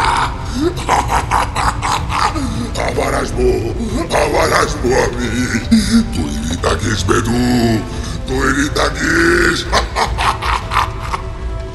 সেই কালো ধোঁয়াটা চলে গেল। সবকিছু আবার শান্ত হয়ে গেল। ভেদু তখনও মাটিতে পড়ে হাঁপাচ্ছে। ফটিক তখনও তার কাটা পা নিয়ে ব্যতিব্যস্ত। ওটা তবে ভেদু বাবা ছিল না? ভেদু আস্তে আস্তে উঠে নিজের ঝোলা থেকে কি সব পাতালতা তুলে এনে ফটিকের ঘায়ে লাগাতে লাগাতে বলল, না, ওই মৃত্যুঞ্জয় এসেছিল আমার ছদ্মবেশে। ও বড় ভয়ঙ্কর জিনিস। ও আবার কোনো না কোনো ছদ্মবেশে ফিরে আসবে। এরপর কি করবে ভেদু? এভাবে তো মৃত্যুঞ্জয়কে হারানো যাবে না মনে হচ্ছে। ওর জন্য তো নতুন কোনো ব্যবস্থা নিতে হবে। ঠিকই বলেছেন আপনি মিত্তির বাবু। এই মৃত্যুঞ্জয়ের সাথে লড়তে গেলে আমাকে আরো বেশি শক্তি সঞ্চয় করতে হবে। তাই আমি ঠিক করেছি কিছুদিন অন্য জায়গায় গিয়ে থাকবো, সাধনা করব। আমাদের কি হবে ভেদু বাবা? তুমি না থাকলে তো ওই মৃত্যুঞ্জয় অঘরী আমাদের সবাইকে শেষ করে দেবে। ওর শত্রুতা তো আমার সাথে, আমি না থাকলেও এখানে আর থাকবে না। তবে চিন্তা করো না, আমি খুব তাড়াতাড়ি ফিরে আসবো। ভেদু তার ঝোলাঝুলি নিয়ে তখনই রওনা দিল, আর ঠিক তখনই দেখলাম কালো কুকুরটাও ভেদুর পেছন পেছন কি যেন গন্ধ শুঁকতে শুঁকতে রওনা দিল। মানুষের মতো কুকুরটাও শেষ পর্যন্ত বুঝল বোধহয় আসল অপরাধী কে।